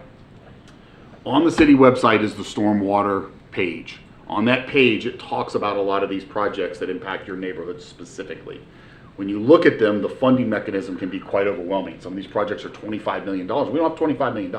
So in order to get the project done, you got to get the funding, you got to get the design, you got to get the permitting. Some of that permitting involves agencies like State of Florida, St. John's Water Management, DEP. 2 of the projects, I believe, actually impact FEC, so we've got to work with Florida East Coast Railroad and all these different agencies. So these projects are continuing to move. We're already working in design and permitting and all the different things kind of all at the same time, but the funding is the critical mechanism here, is you got to have the money to make this stuff. By the way, just a quick note on the county thing, because especially folks like in the Sugar Forest area, Beacon Woods, areas along Nova Road, the county has initiated the study finally on the Nova Canal system and also the B19 canal systems. Those are probably, out of everything you guys hear regionally, probably the 2 biggest infrastructure pieces that most significantly impact us on the east side of the city. So that is a really good thing. I don't know what the timeline looks like that. I don't have any idea what the concepts are. I know they're going to look at additional outfalls that would outfall prior to water getting to Port Orange that flows to us from as far away as Holly Hill and Ormond. So, but that is a really good thing. So we're working on that. If you don't know about that stuff on the city website, I encourage you to please check that out. There's a lot of really good information there. I'm gonna call some folks up I know that want to come up and comment. Our intention is not to interrupt you. Come on up. You're gonna get 3 minutes. Whatever you want to say, you are more than welcome. That's what we're here for. We want to hear this. Folks that have specific suggestions, or they kind of want to meet staff in your area, your house, your property, your neighborhood, or whatever, they have been doing that. They will do that. You just need to let us know. Hopefully we've got all the correct contact information, and folks like Mr. Reed, our assistant city manager, the folks who are here every single day on the ground that know the technical aspects of how water moves through the city, where the areas are, what we're trying to do, how that may relate to your particular neighborhood, and maybe things that even can be done in that short term to try to improve absolutely as much as possible. We certainly have folks that will come out and do that, so please keep that in mind. James Luke, how about you? We're going to start with you, my friend. Thank you. And then Matthew Vondris will be next. Hey, before we start the time, I just want to say, everybody really appreciates what, Just introduce yourself. I'm sorry. City workers Introduce do. yourself at the mic. Those guys bust their ass, men and women, they do it. Everybody appreciates that. My name is Jim Newcomb. I live on Donna Street. Career civil servant. I've done, I know very well the budgeting process, dealing with Washington, Tallahassee, the land, and that's a long process, we know that. I had my home for 35 years, and Ian had flooded. The neighborhood's never flooded before, and I was up here then. And my problem is this, is we don't have any short-term plans for nothing. You know, that was supposed to be a 100-year storm. Well, that's not the first time that happened. It's the first time it got that bad. King tide's nothing new. We made it through 23. Luckily, still no short-term plans. 24, flooded again, still no short-term plans. We've got, I know I've discussed with some of the staff, there's some pumping things that can do in the meantime, clearing some drains, keeping the pipes going. Easy fixes too, like grabbing some properties in some of these neighborhoods that are continuously flooding. Get a couple houses and make them retention ponds. Is it cheap? No. Is it money that can be adjusted with an amendment or moving? Yes, very easily. Maybe some other projects got to be put on hold, and because almost all of them require matching funds, so we don't match that. We've got to come up with a plan. I mean, we're into this now already. We've gone backwards. We've gone backwards. We've got some good stuff on the books years down the road, but this year is not looking good. What happens Sunday, my house will be again probably 3-4 feet of water if we get a storm. And no amount of prep I can do for that, nor any of the other neighbors, and we're all in the same boat. We had probably, almost 7,000 people in the first storm displaced, 2,000 homes plus all the residents, over 1,000 in October with maybe 3,000-4,000 residents, and it's not any better. We've gone backwards. So that's what I would like to see, is like, I can come up here and, well, I won't say the word, but, you know, I'd like to see that, something come out where it's coming from city staff, county, whatever, within the next 30, 60 days. We need a short-term plan that's gonna take us through this season and next season, because nothing that's going on now is gonna do anything for the next 2 years. It'll be better later, but it's not gonna happen now. And we just can't do it. I can't remodel my house and have flooding along with everybody else every year, every other year. So that's what we're looking for you guys, the city manager, mayor, commissioners. You gotta direct city staff. If they can't do it, then you gotta get somebody that can. They need to come up with some short-term plans that will work, that will help, and not just keep pushing everything down the road. Okay, thank you. Thanks, Jim. Thank you, Jim. Matthew Vondras, and then next we're going to hear from Reverend Carey, and I'm not sure how to pronounce that last name. Okay. Good evening, Matthew Vondras, 3654 Donna Street, Beacon Woods subdivision. First, I'd like to express my gratitude for the increased communication from the city, from council, about what is happening. It has been noticed. I spoke about this 4 or 5 months ago, something like that. And it is appreciated, the additional communication as we enter this storm season. I had hoped for a more favorable outcome than we've seen in previous years, and fortunately, we have not yet faced any significant storms. However, considering the most recent rainfall, I am concerned that we're going to experience additional events like Ian and Milton without even having a named storm. We'll witness flooding in our areas that we've yet to have seen. On May 26th, I shared the concerns that they were plugged up, that those culverts that they were working on are currently plugged up. Didn't receive a single communication back. I then, on Sunday morning, or the morning of Sunday, after the flooding had taken place in our area after that most recent storm, I got a response back from the vast majority of council here, with just the 5 inches of rain. I recognize that the construction on Jackson and Oak Street primarily focuses on safety improvements. It's not part of the big water mitigation thing, but it is causing current flooding. That being said, as Jim had mentioned, there needs to be a short-term plan to alleviate that. Well, let me put it frankly, are we expected to remodel our homes every year? Is that the general consensus? Because that's the route that we're currently going. There are 3 different residents I've personally spoken to in Beacon Woods that took on water Sunday night. Not to the magnitude of Ian and Milton, of course. But that being said, they're already having to get rid of all the furniture that's brand new for the second time in 2 years. Like, at this rate, Councilman Sean, you were mentioning that there were a lot of different areas that are state ran, not owned by Port Orange and not operated by Port Orange, and you know, that is fine. If that is the case though, are we just going to say, all right, it's not council's problem, it's not you guys, it is the state, deal with it yourselves? That, again, that is not feasible. In light of these concerns, my only request is that while Jackson and Oak is being worked on, we have to come up with a short-term solution to go around. I've learned every time I've come multiple times to these meetings, I do learn new things. And that being said, where the Memorial Lake Pond is, my initial was, all right, well, we'll set up some pumps. Go ahead, finish your thought. Yeah, Finish your we'll thought. set up some pumps, pour it into that lake. Obviously, that is not an option, and I understand that.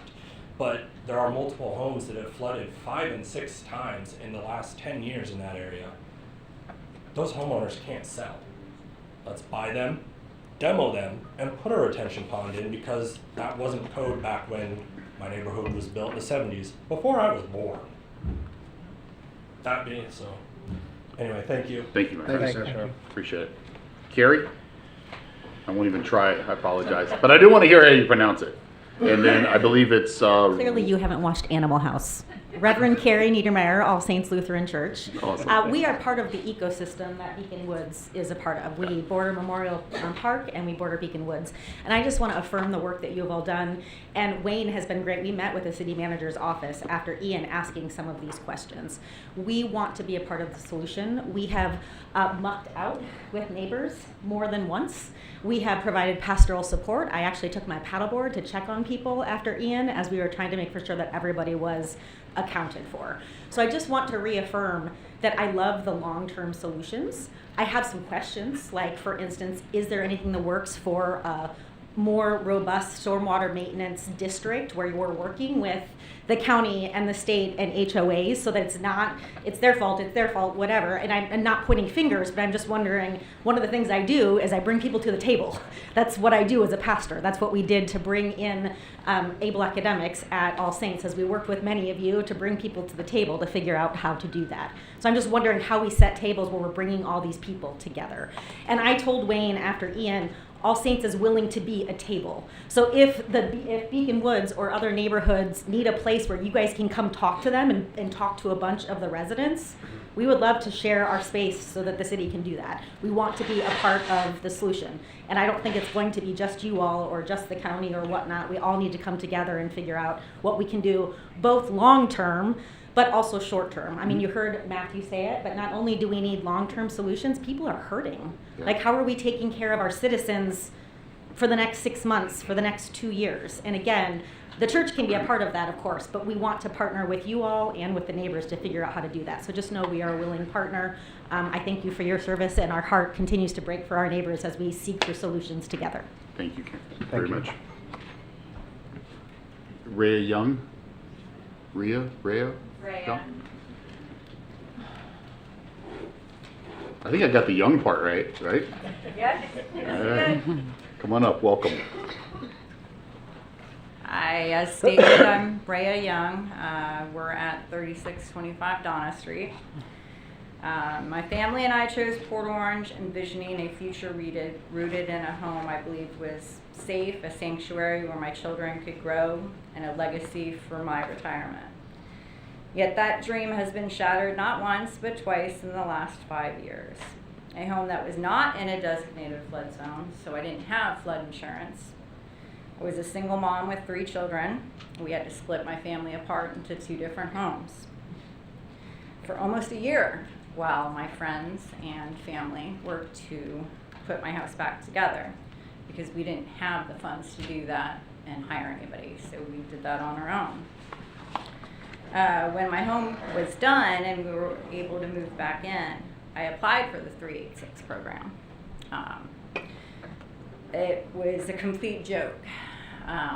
Even though I was just a single mom with 3 kids. They denied it because my partner at the time moved in a year later. So they had to include his income for something that was, not even him on the books for that. It was my savings, my retirement, all of that. And then just weeks before our wedding, the waters returned. There was no honeymoon. There was only the familiar painful rhythm of ripping out drywall again. So this time we had flood insurance, luckily. It only took half a year to put the house back together. But what no insurance can ever cover is the lasting toll, the pain, the suffering, the gnawing anxiety that becomes a constant companion. The soothing sound of rain has been replaced by a sickening pit in my stomach. A quick look around my neighborhood confirms a really stark reality. Another hurricane will mean us flooding again. I understand that you're working on the drainage system. There needs to be, as already previously stated, something to help us now. We can't do it again. I'm not sure how much work the lift station does to contribute to anything, but that's like 40 years old. Those lift stations are meant to be 15, 20 years. And there's no plans to get us a new one. I think there was 2 plans to replace the lifts in Water's Edge. 2 of them are getting replaced. So I'm not sure about that. You'll have to double check. But I'm just wondering how many more times our homes are going to be submerged before insurance drops us completely. FEMA declares our neighborhood ineligible. So that's it. All right, thank you. Thank you. Shirley Rice?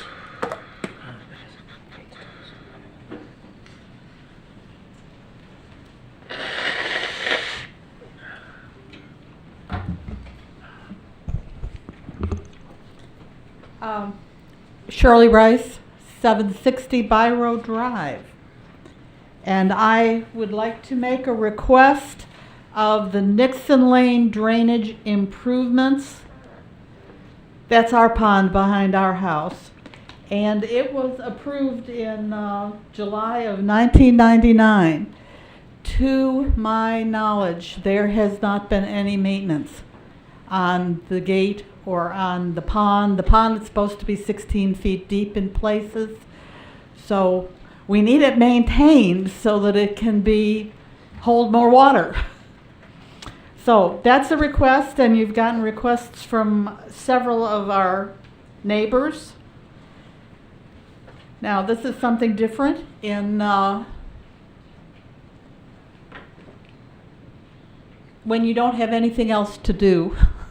There's a good station on our TV now, EarthX, and they showed a thing that the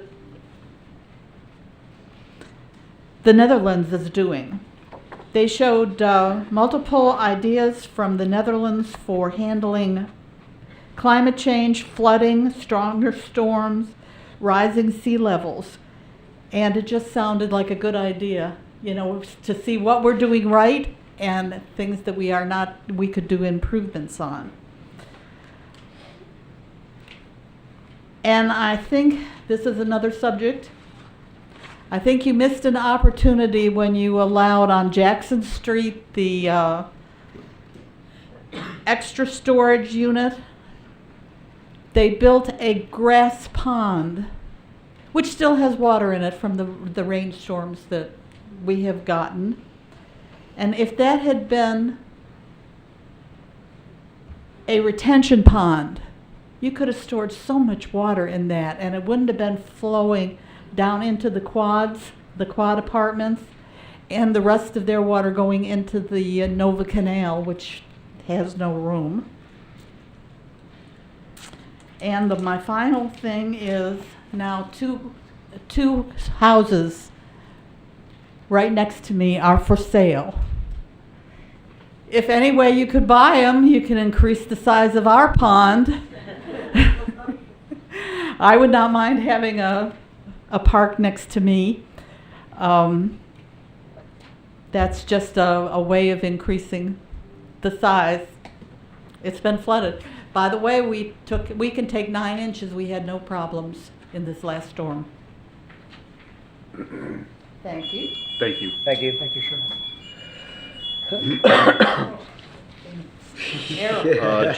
Janice Nixon?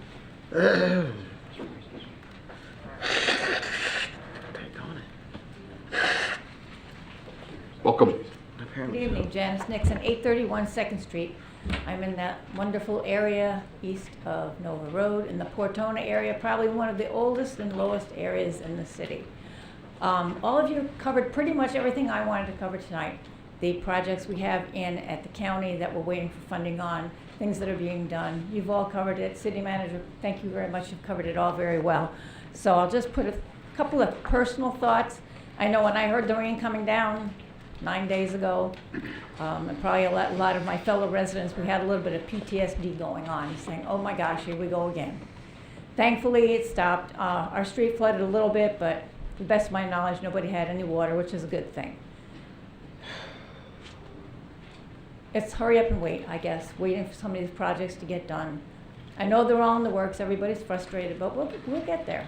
I just want to take a couple minutes too to thank all of you for always being responsive. I know I've had conversations with Councilman Foley, Grubbs, Mayor Stiltner. Haven't gotten you guys yet, but I will. She will.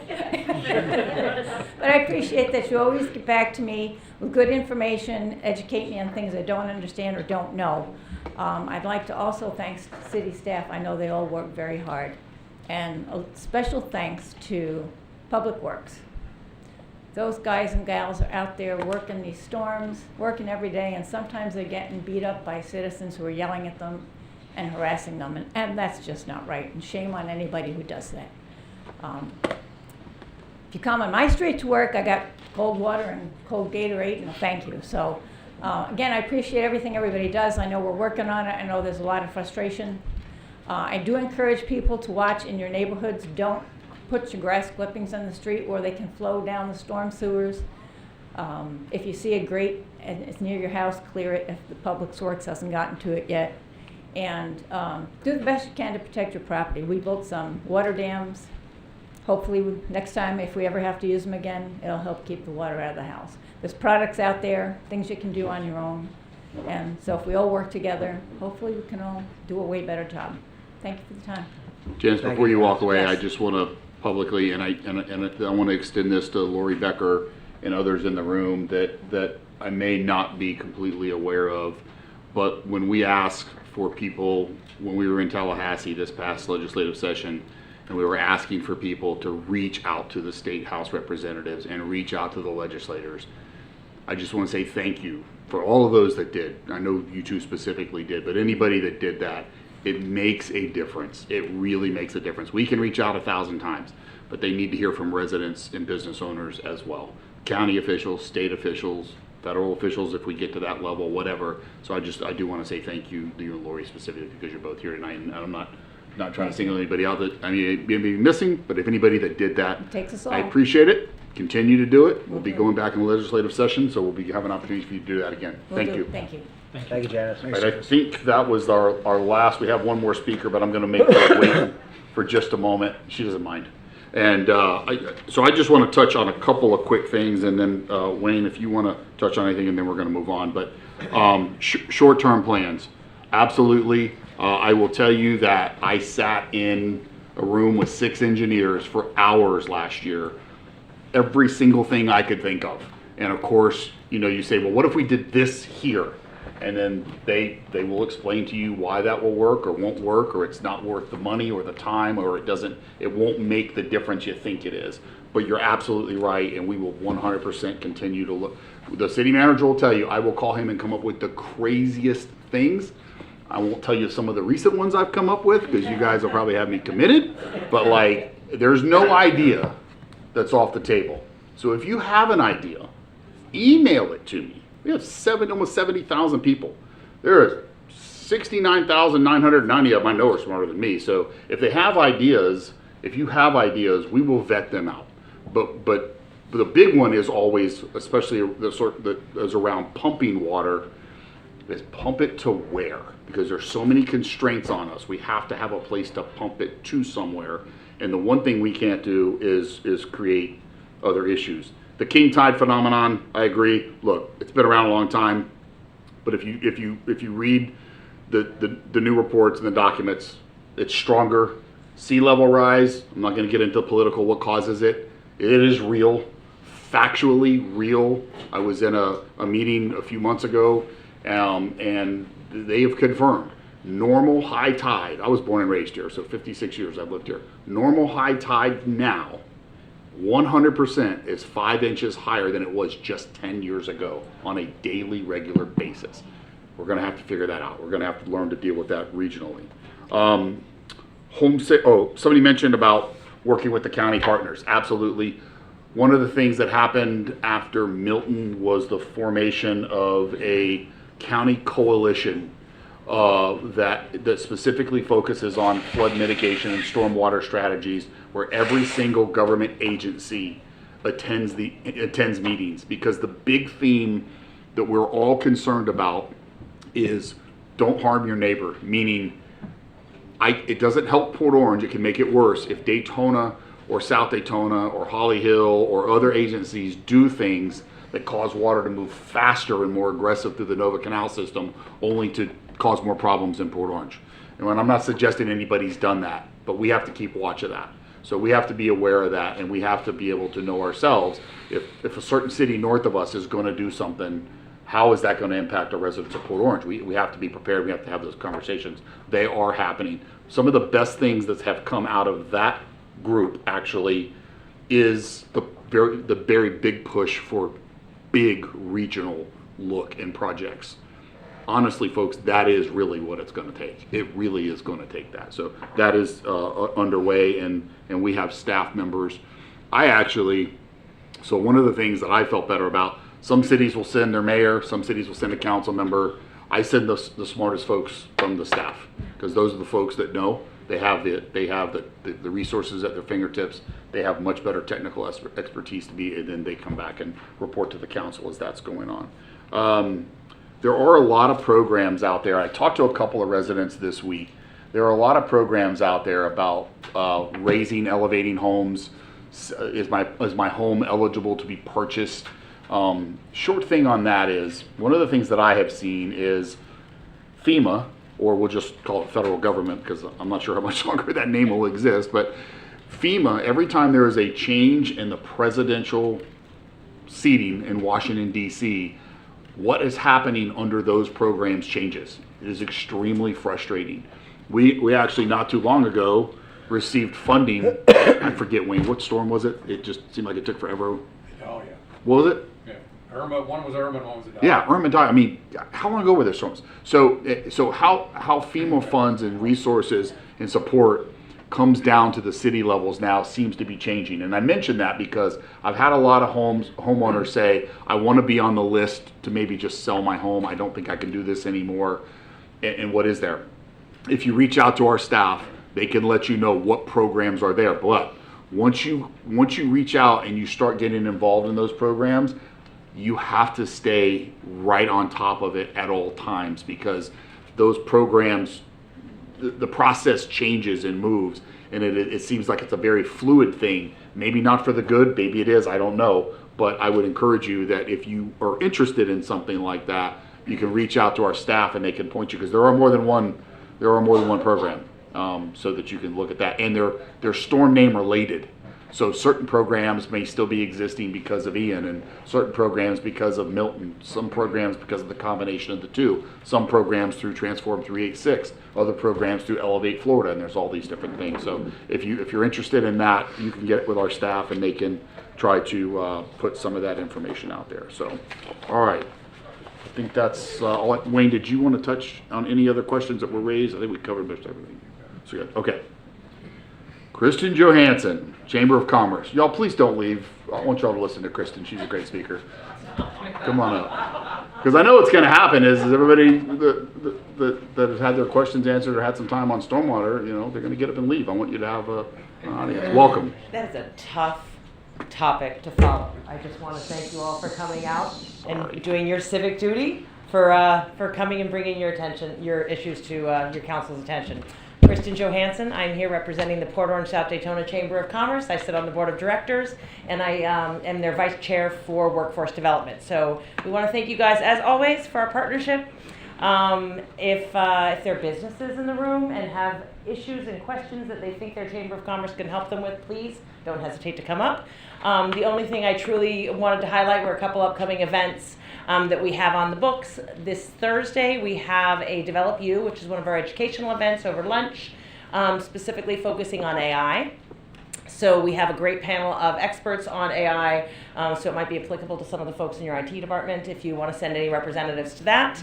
And next week we have our Member Appreciation Dinner happening on Wednesday, September 24th from 5:30 to 7:30, and it is a fantastic opportunity to meet the new president and CEO of our Chamber of Commerce, which is a little ironic to say to this group, I realize, since he was our former mayor, but please come out and welcome Don to his new position and have some pizza on Giuseppe's that night.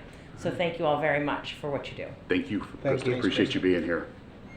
And moving right on to item 18, which hopefully goes fairly short. Council member comments. Lance. Wow, I'm going to keep it short. Just want people to realize that school zones are important, and that the school zone speed limit starts where the painted lines are on the asphalt that says school, and not by you taking your foot off the gas at 50 miles an hour when you go under the blinking light. That's all I got. That's all you got. Worthy. So, we talked a lot about what we're going to try and do to mitigate flooding, and I don't want us to lose sight of what occurred in the last two storms that affected East Volusia, West Volusia, most of Edgewater, New Smyrna, was the amount of rainfall that fell. And no matter, I don't want to say what we do when we get that much rain in that short a period of time, we're going to see flooding from Nova Road through to US 1. I've seen it 20 years ago when we had that much amount of rain. But a gentleman who lives in Beacon Woods, had lived there for 30-something years and never flooded. So we rain every summer. We get water every summer. We have king high tides every single year, and your house doesn't flood. We get major amounts of rain. It's 22 inches. The other night was 4 to 4.7 inches in a matter of 2 hours. I mean, that's going on right now as we speak in Virginia Beach. The same thing that happened here Sunday, it's going on there right now. Extreme high tides, high surf, coastal flooding, 2 feet of water. And I've been criticized by saying, hey, Mother Nature's going to do what it's going to do, and we're going to do everything we can to prevent it. And I was one of the gentlemen that went to Tallahassee hoping to get money for us. And I'm watching and seeing comments that this council's not doing enough. We'll do everything we can. We have 65,000 residents that live in this community. We have 26,000 properties that are single-family homes, most of them homesteaded. People make it their primary living. And in most cases, everything works, just like your neighborhood on Donna Street did for the last 35 years, until something catastrophic happens. And we can't stop that. We can only try and do everything we can. And I am thrilled to have an engineer like Juno and a city manager and a team that will do everything we can, but we need your help too. We need you to contact our county members and help. We have applications out to them for money they have. We need pressure from you to say, hey, we have applications, can we have that money? Can you release it? We have issues over here that we're ready to address, but we need that money. So we need your help as well. And we're going to do everything we can. I just want to be on record to let you know that I've lived in this area for 30 years. I sold houses that 2 days later had 2 feet of water in them when Tropical Storm Gordon came after 2 weeks of continuous rain, and South Daytona flooded like it never done before. They did build retention ponds. They displaced tenants in mobile homes and made lakes out of those mobile home parks. Now they're expanding the width, not the depth. You can't dig a hole in Florida. It fills up with water.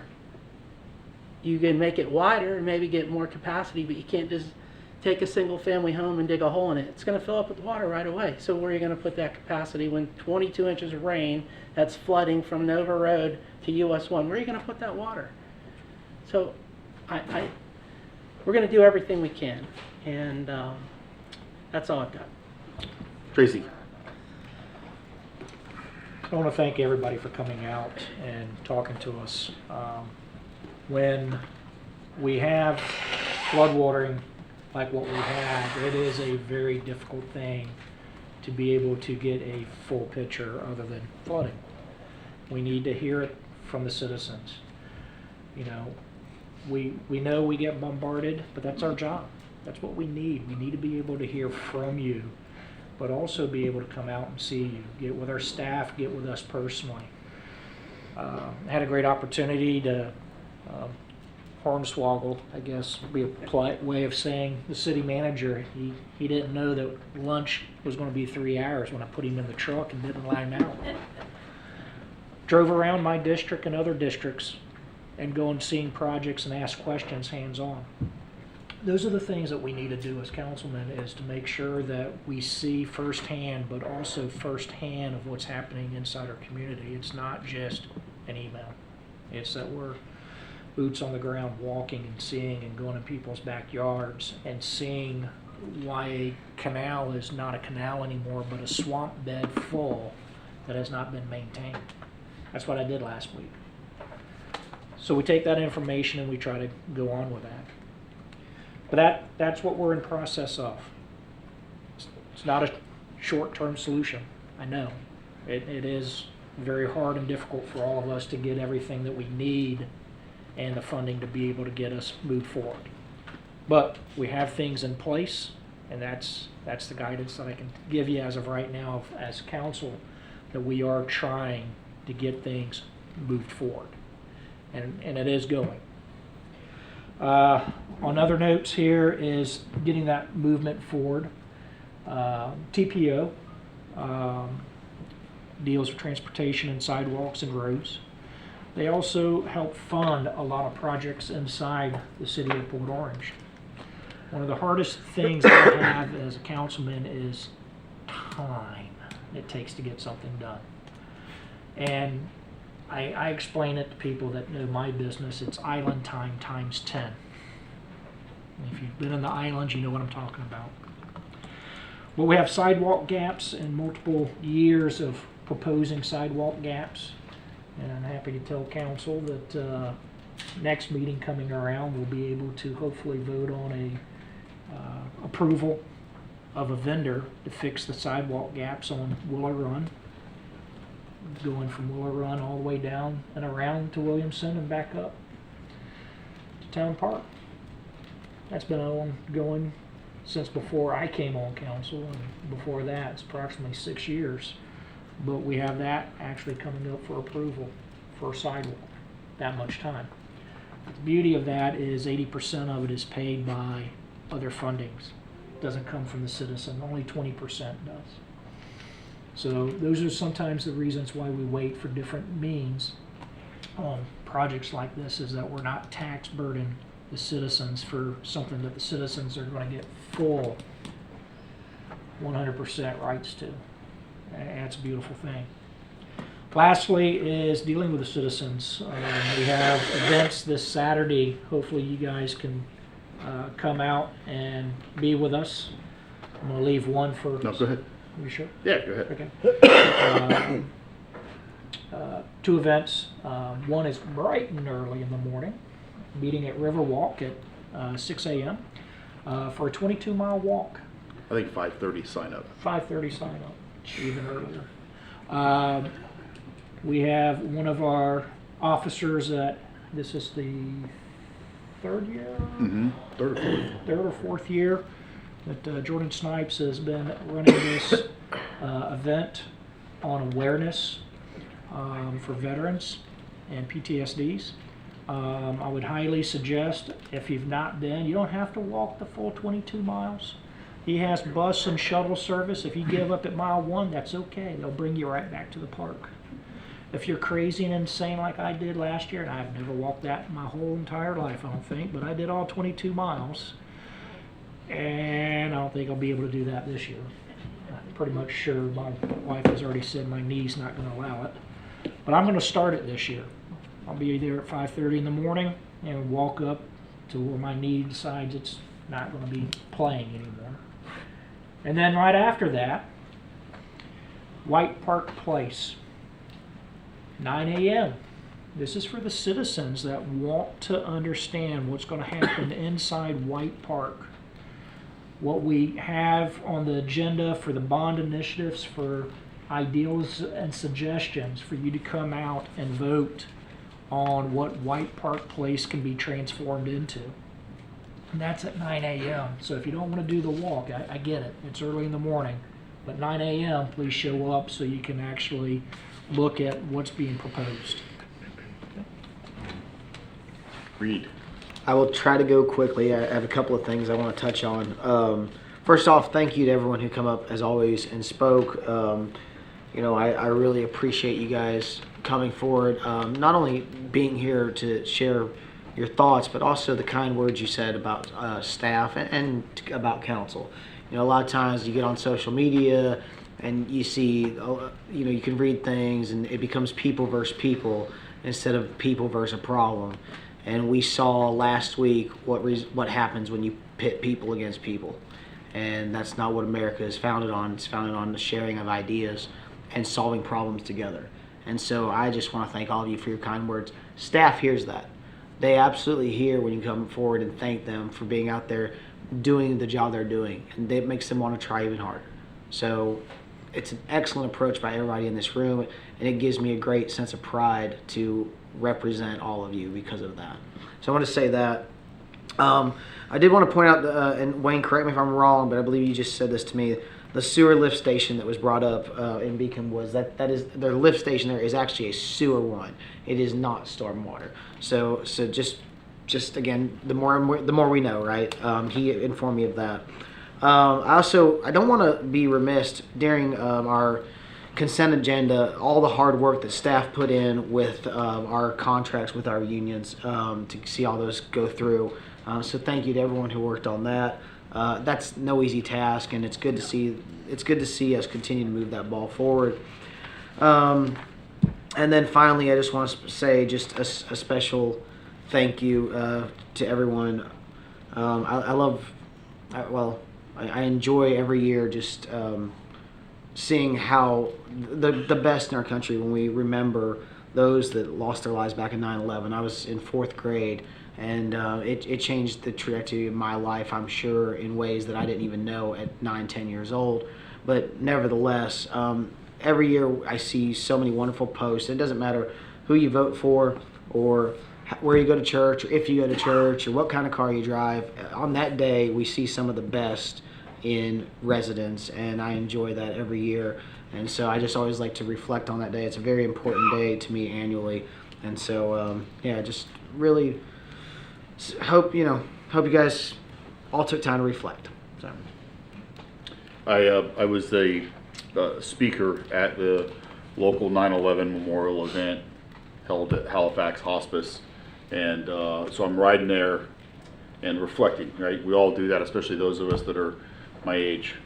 I'm not sure you, but for sure my age folks and older, we always, every day, right? And we all say the same thing in our mind. Where was I? What was I doing? Who was I with, right? And you remember it vividly like it was yesterday. I can't remember why I walked out into the garage or what I went out there to go get, but I can remember every single thing about that day, where I was, who I was standing with, everything. And I'm driving down Dunlawton and I'm thinking about my thoughts and comments that I'm going to make. And then I got there and I'm looking and I realized how many of our police officers and our firefighters that we have in our departments now who were not born when that event happened. Yet it's a prideful thing to see them participating in the remembrance of something they weren't a part of, and still honoring those folks and that. So that was a pretty reflective moment for me the other day. Just a couple quick notes I wanted to cover, and we're going to move on. I do want to make sure I thank throughout the course of this recent rain event. 3 county councilmen reached out to me multiple times directly.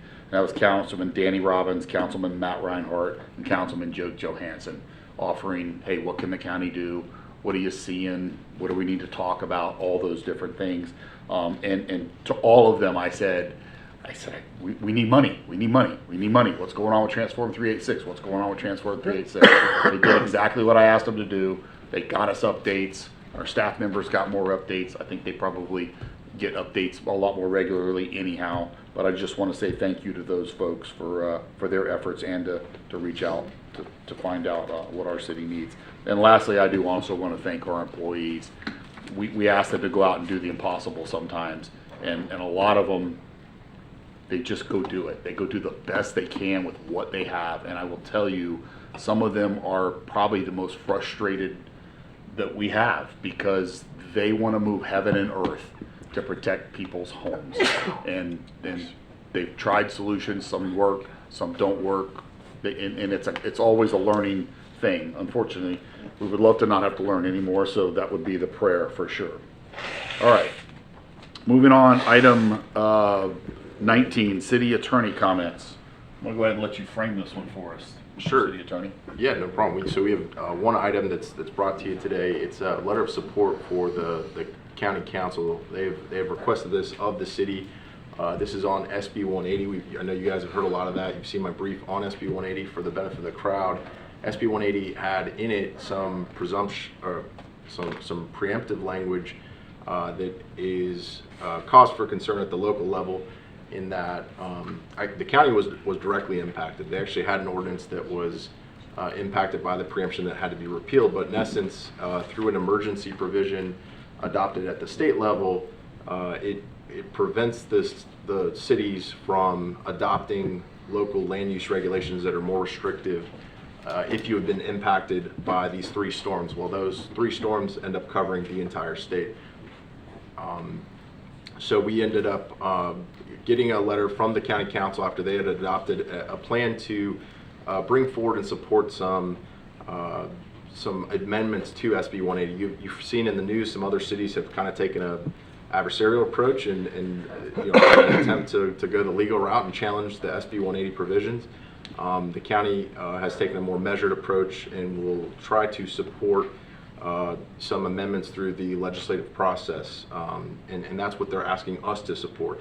These revisions to SB 180 are aimed at simply really trying to kind of carve out what the legislature was intending to do, which was dealing with homeowners who are trying to recover from hurricane damage. In the original adopted language, it just bans any regulations adopted by the locals that would be more restrictive on any property owner. The proposed amendment says it contains the same language, it's just with the small revision that it would be a property owner who's been impacted by a hurricane. So there's 2 parts of this bill. There's a prospective, if you were within 100 miles of any track storm, that there'd be a year where this would go into play.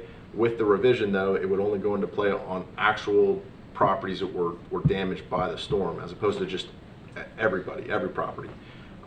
The retroactive aspect, the Section 28, is one that, same thing, is going to impact. It dates back to August 2024 and then is prospective until October 2026. But with this limitation, if this can get through the legislature with everyone's support, that would then again carve that out to only apply to those hurricane damaged properties. I think it's a common sense, approach here. I haven't recommended an adversarial approach to address what's gone on in SB 180. So I leave you with the opportunity here to basically, I've even drafted the letter for you, Mayor. So this would be a support letter to the county, just saying that Port Orange agrees with this measured approach of supporting an amendment to that recent legislation to give some latitude, and it kind of dovetails into the stormwater. That was one of the provisions that the county ultimately had to repeal in light of SB 180 was some recent revisions that they made to their stormwater regulations related to development. So this would support their efforts. I'm not sure if that's going to get done or not, but that's all this item really does. And SB 180 sunsets anyhow, right? On October 1, yeah, on October 1, 2027, the Section 28 prohibition stops. Right. Then the continuing aspect is the new storm. If you're within 100 miles and you're in a declared disaster zone, you get a new year that starts the date that comes through. So that will be a prospective thing so even once that Section 28 goes away, Section 18 still applies, and that will be on a rolling 1 year if you're impacted. Hopefully we got at least a couple years of none of that. Okay. So this was something that was sent to me by the Volusia County Chair, Jeff Brower, and then the same three representatives for County Council, Matt Reinhardt, Jake Johansson, and Councilman Danny Robbins all reached out to me asking for us to bring this to our group tonight and asking us to support this direction that the county has decided, which some other cities have decided to do this.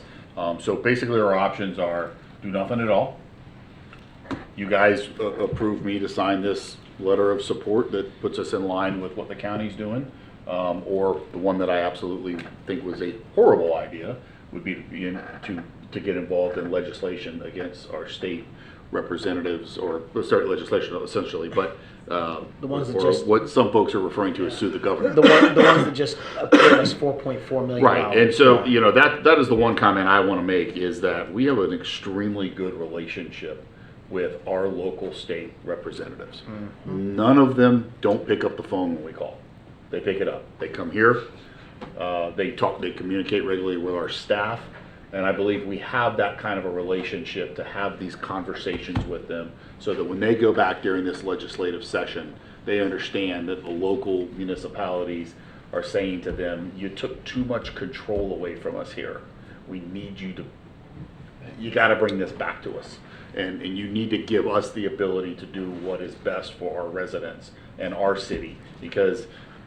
Florida's a big state, and it's something that might work great in Clearwater or Vero Beach or whatever. It doesn't necessarily mean that's going to be a good thing for Port Orange, New Smyrna, Ormond, so forth and so on. That's really what this is about. So that being said, I need somebody to put a motion on the floor. In the interest of time, I would make the motion to have you sign in support of the legislative amendment.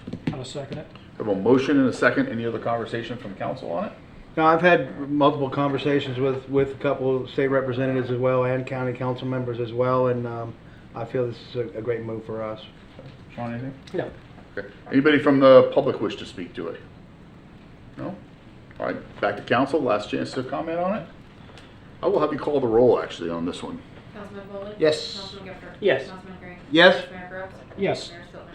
Yes, 5-0, and I will sign that letter tonight. Nothing. Mr. City Manager. I was going to say nothing further. I'm sorry? Nothing further. My bad. Mr. City Manager, anything else from you tonight? No, nothing else. Okay, item 21, Citizen Advisory Board. Citizen Advisory, yeah, y'all know what I mean. Item 21. Mr. Bobby Ball, welcome, sir. Looking fresh. Thanks. Good evening, Bobby Ball at the CAC for the TPO. I'll be quick tonight. We were just recommending approval for the LRTP to go to the full board, so that'll come to you real soon. And then last time I think you asked about sidewalk gaps. I talked with Tim, and we're all over it. The city's all over it. Awesome. We've got applications in. We've got construction starting in the fall, and we've got another round of applications for the 2026 call projects. Excellent.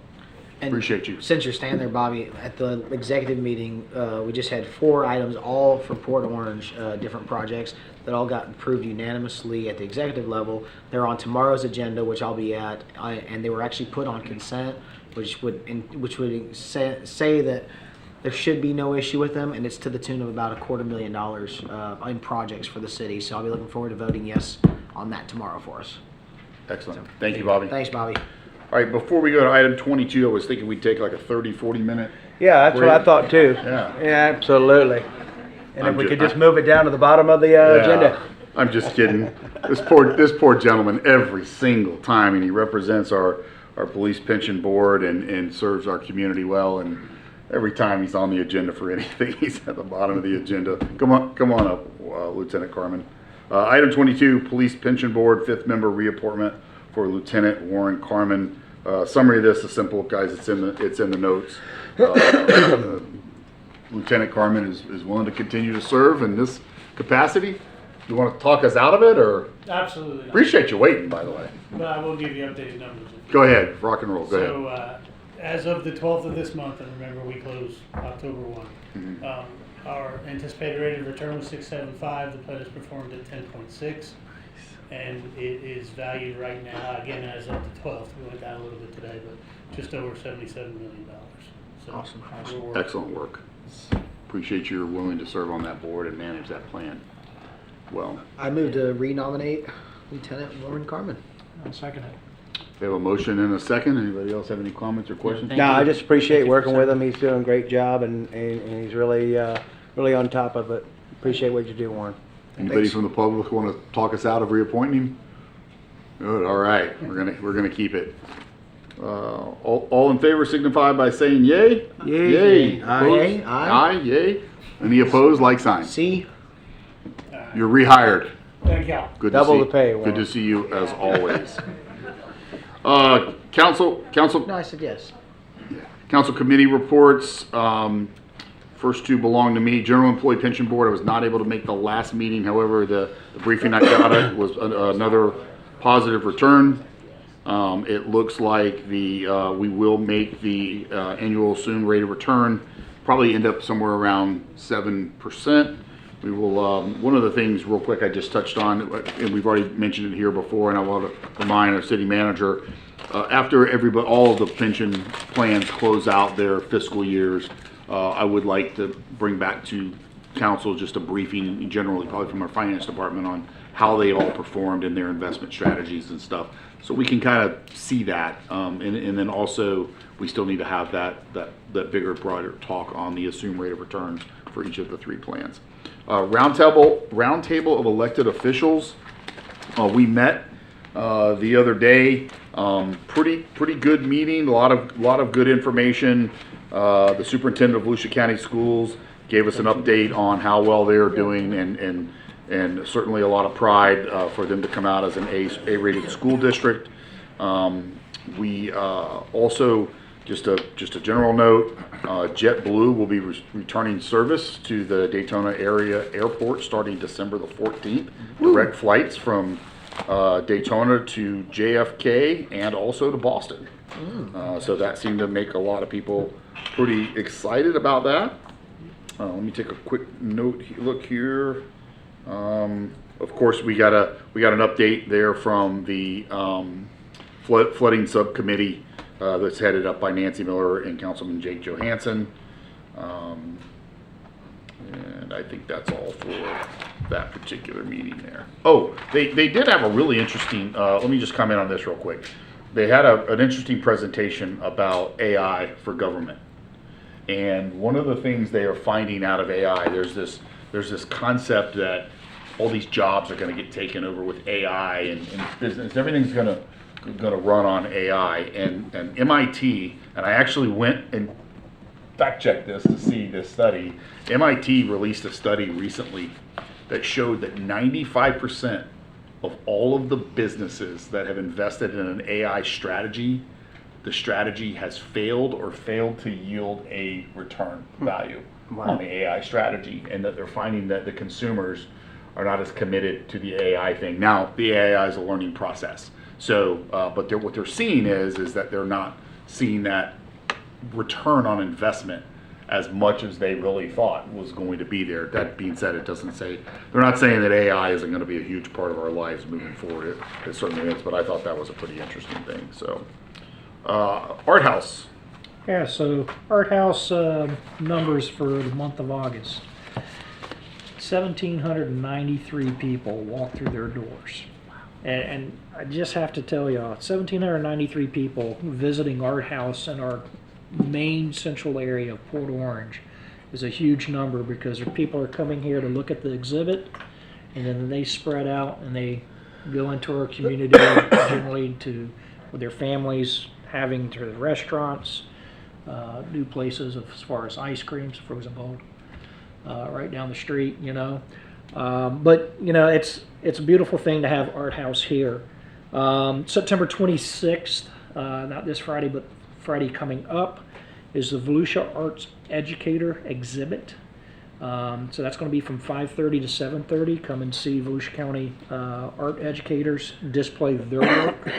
It's going to be that day. And these events that they have is how we end up having 1,800 people visit us all the time. It's a beautiful thing. And then lastly is Port Orange Family Days, October 11th and 12th.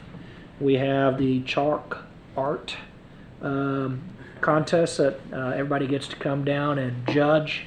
I know the mayor's going to be one of the judges this year. They have no idea what they have asked me to judge art, but I'm going to give it my best shot. It's absolutely fabulous. If you haven't seen this, it's out here just on the pavilion going around City Hall. It gets debuted for several weeks on end after they get done, but for that 2-day event, to watch them start from just the pure sidewalk to artistry that will just blow you away. Ages from 8 years old up to 70, 80 years old that are out there doing chalk art. Come out and join us October 11th and 12th. Very good, outstanding. First Step Shelter. Yes, so on this Sunday, September 21st, they have their 1,000 New Beginnings in Volusia County. They're going to be celebrating the fact that they have been able to place 1,000 people so far.